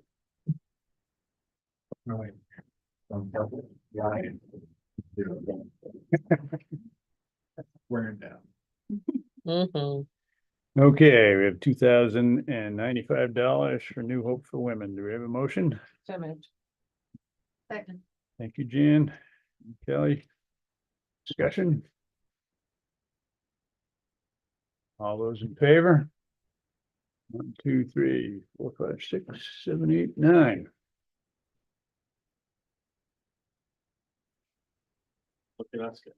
Snow crawlers. Snow crawlers requesting, they got a new request of $1,000. We might just want to give a brief description of who they are and what they do.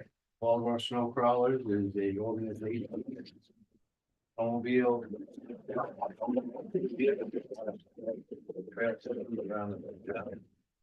Not only for snowmobilers, but the cross-country skiers and all those folks that like, they have a. Typically, we fund them the registration of the snowmobiles. And I don't know where we are. Is that increased? Is A lot this year. everyone bought one new sleds and they get, That's snow.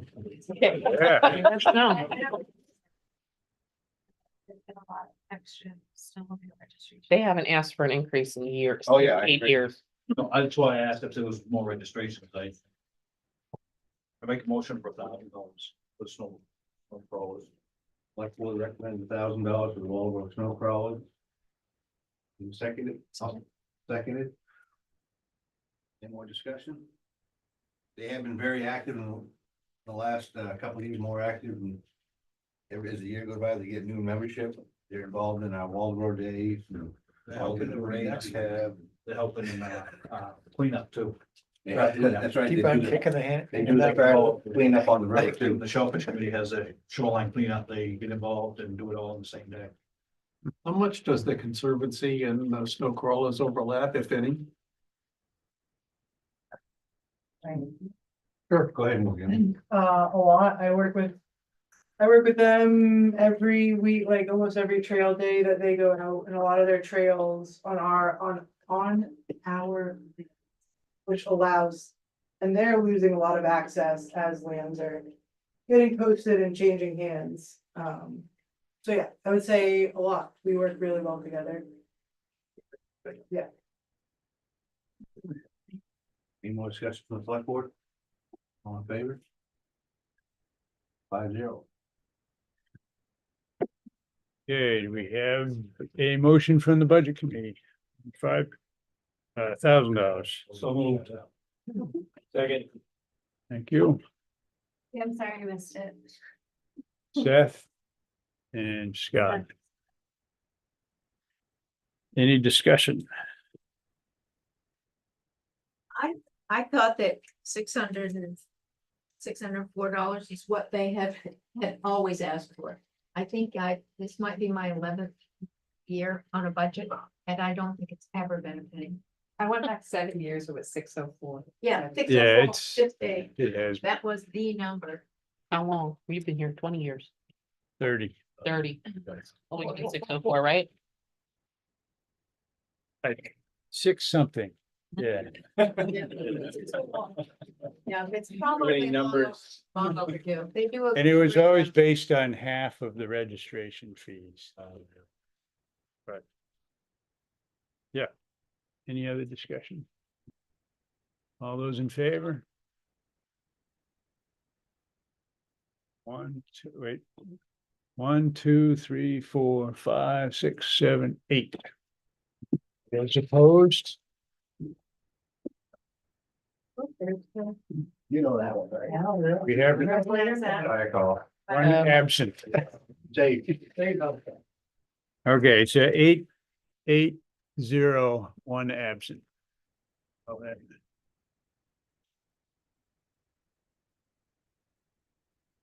Spectrum generation. They did not do a petition and they didn't turn in any financials. 4935. Above 47. Oh, wait, sorry, I read the wrong one. Spectrum's okay. Sorry. I'm with the motion. I saw the S. It's a kiss of death. Motion Yeah. 4935 from the select board. Second. Anyone seconding it? Oh, I did. Bob seconded. Discussion? Look at their information they sent us. They serve. They do 19 Meals on Wheels out of Waldeboro. But here's another organization that's feeding our homes. And they provided in-home support to 1 resident. Interestingly enough, though, Meals on Wheels has less of a stigma than going to the pantry, believe it or not. Well, you're not seen. Yeah, they're bringing it to you. They're bringing it to you. Yeah.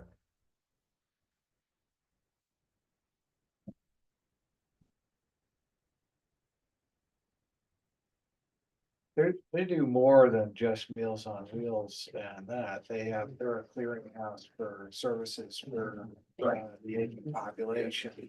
There's a whole lot. We work through Community Navigation. They're one of our partners and they do provide a lot of good information, especially for aging in place and some of this finding proper representation for some of our seniors that needed some more medical navigation type issues.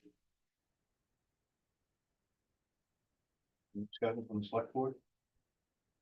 All in favor? 5-0. Okay. Got 4935 for Spectrum Generations. Do we have a motion? Motion. John? I'll second. Thank you, Kelly. Discussion? All those in favor? 2, 3, 4, 5, 6, 7, 8, and 1 absent. And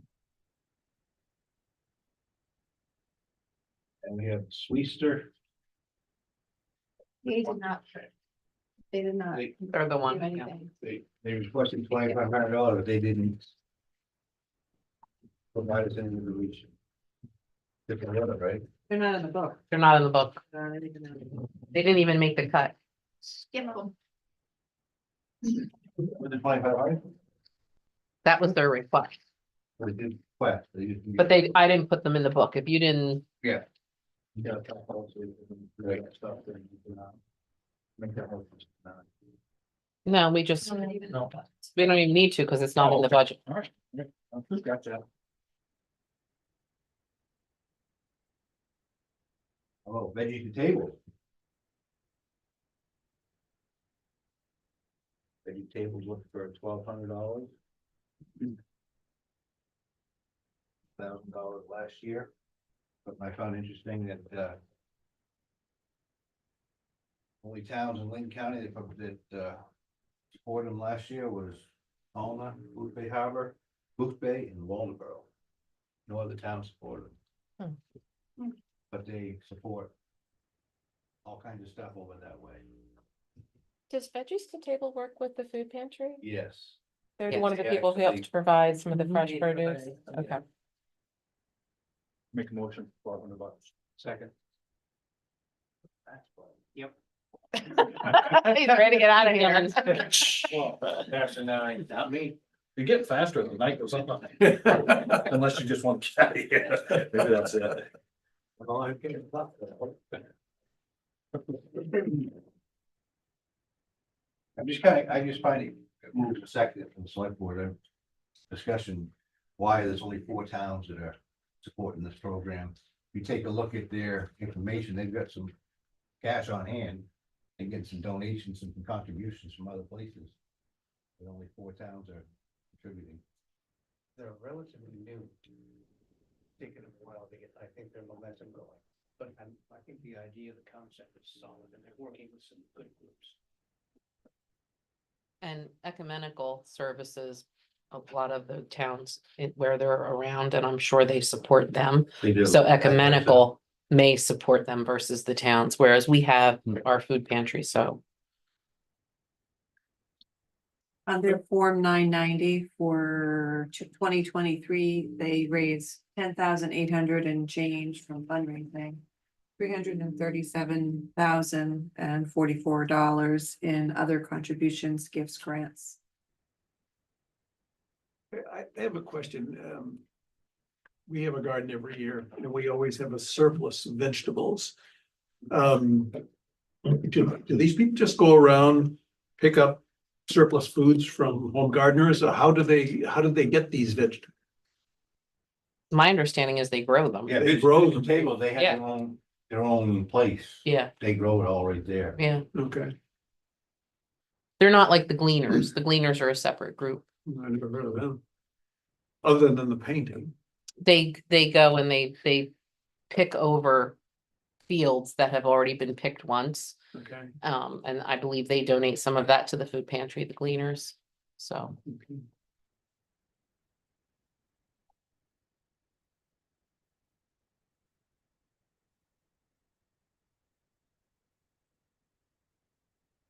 Are you guys, did you call it? All in favor? Opposed?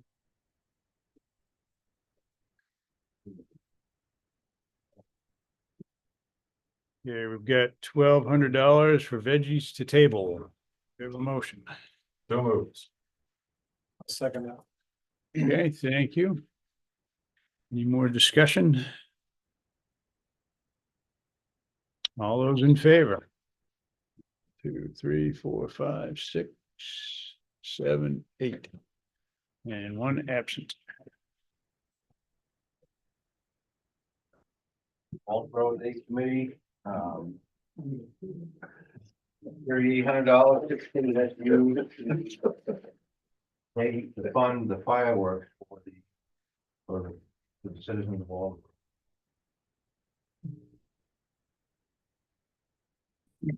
What it was for. That's what that was for. Yeah. And they're not really a organization, they're a committee. I think most $3,800. Waldeboro Day. Second. People can hire. Any more discussion? All in favor? 5. No, Becky? 4-1. Are you against or abstaining? I'm against. That's specifically for the fireworks. Yes, they use that to pay for the fireworks. For Waldeboro. Talk about your money going up in smoke. But you've been waiting for that all night. All haven't night. you? But it's a blast. Oh, there we go, another one. He's so funny. Okay, we got 3,800. Waldeboro Day. No, this is an explosive topic, but Oh, good lord.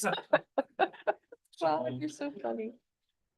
thank you. So sad. We have a second. Second. Okay, You're such a dad joker. bad or Dad Oh, joke. okay. A dad joker. I would have said bad, but No. any other discussion? All those in favor? 1, 2, 3, 4, 5, 6, 7, 8, and 1 absent.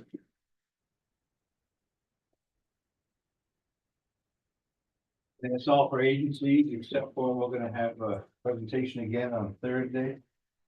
With the coach. Right?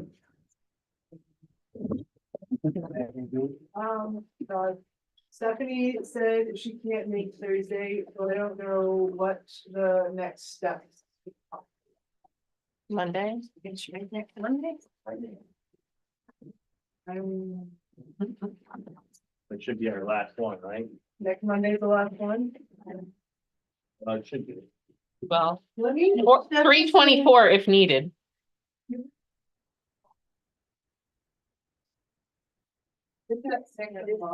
Yeah. Is there a reason why the service agencies that are requesting funds aren't required to come? Because there were lots of questions for the organizations that were invited but didn't come. Because at the one of the prior meetings, we asked you who you guys wanted to see, and that was who we Oh, invited. that was, okay. The new one, one people had a lot of questions. I guess some of these, we didn't know we would have questions necessarily until. I just wasn't sure. Oh, but the good news is this is a 3-year commitment. Yeah, I know, I'm in it now. This is That said, over 120 days. on Thursday, we also, just so everyone knows, this what, the Shellfish Committee, we meet here at 5:30. They're gonna make, we're gonna have a quick meeting on talking about, we talked about our first meeting about licensing and things like that. So if this room isn't completely empty at 6 o'clock, it may be a little bit after 6, but plan on starting here at 6 o'clock. But you can come to the Shellfish meeting at 5:30 if you would like. And May 13th is the discussion for Waste Zero, May also known as Pay As You Throw. I'm sorry, what was the date again? May 13th Do we know yet where that will be? at the auditorium at the high school. And what, 6 o'clock? Thanks. Oh, it's gonna be at the high school. Yeah. That's like, what, motion to, you know?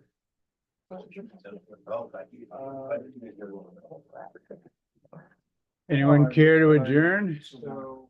Yeah, so, yeah. So a couple- Anyone else? so- So I'm looking, you know, I mean. I'm Third, just- fourth? All those in favor? Yeah. 1, 2, 3, I think that's enough, yeah. Raise your hand. Oh, Do you wanna leave? yeah. Okay, Sir. I think it passed. Select board. So move. You want a second? Second it. No, I mean, I just. All in favor? Just looked at this, this. Thank you very much, folks. And then after I gave you this one, you wanted to work together right here, so I skipped over this part. of this email. Always done, always done. How much? Julie, are we off? It was in the email. $30,000.